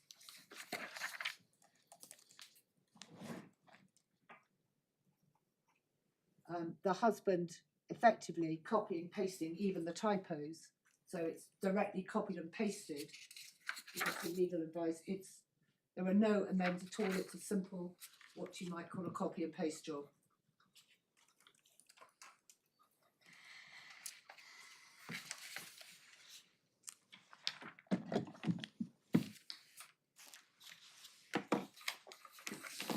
Now, as your lordships are alert to, the omission as to any evidence that took place or any communications between the husband and the wife's lawyers and or these emails relating to the issue of legal advice and the provision of appendices was not mentioned at all in the judgment. And the judgment was delivered, by my recollection, finishing at about 5 o'clock in the afternoon, and the judge asked if there were any obvious omissions, and despite slightly complaining about the hour, I pointed out immediately that he had failed to take into account, go to the core bundle, failed to take into account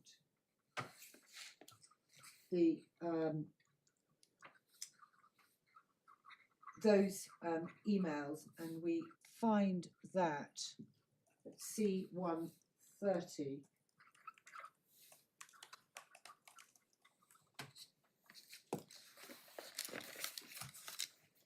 Yes, at the bottom. So, my lord, second, your lordship, and this may be more contentious, which I'm not sure. 10 to 5 is the right way of dealing with it. Said that the wife didn't know what assets she had at the time of the marriage, and your lordship, it may have slipped your mind that she admitted in her statement, her prenuptial statement, that she had excluded X, Y, and Z. Mr. Justin, yes, she did. I thought I said that I think she knew there were other things, but she was scared of asking about them. Sorry, I haven't found your line. Where are you? Bottom of page 130, Miss Bangay. Right, starts with You say her prenuptial statement, you meant her witness statement. yes. Which I think the judge understands. Well, no, it Well, was no, maybe he doesn't. in her statement that I took your lordships to, in her witness statement. Yes. You say her prenuptial statement, you meant. Well, it was termed that because it was dealing with the prenuptial agreement. It was one specifically directed by the court. Okay. She did, I thought she said that, but I think she realised, but she was scared about asking for them, which of course, as I've demonstrated, is not at all made out in the oral evidence.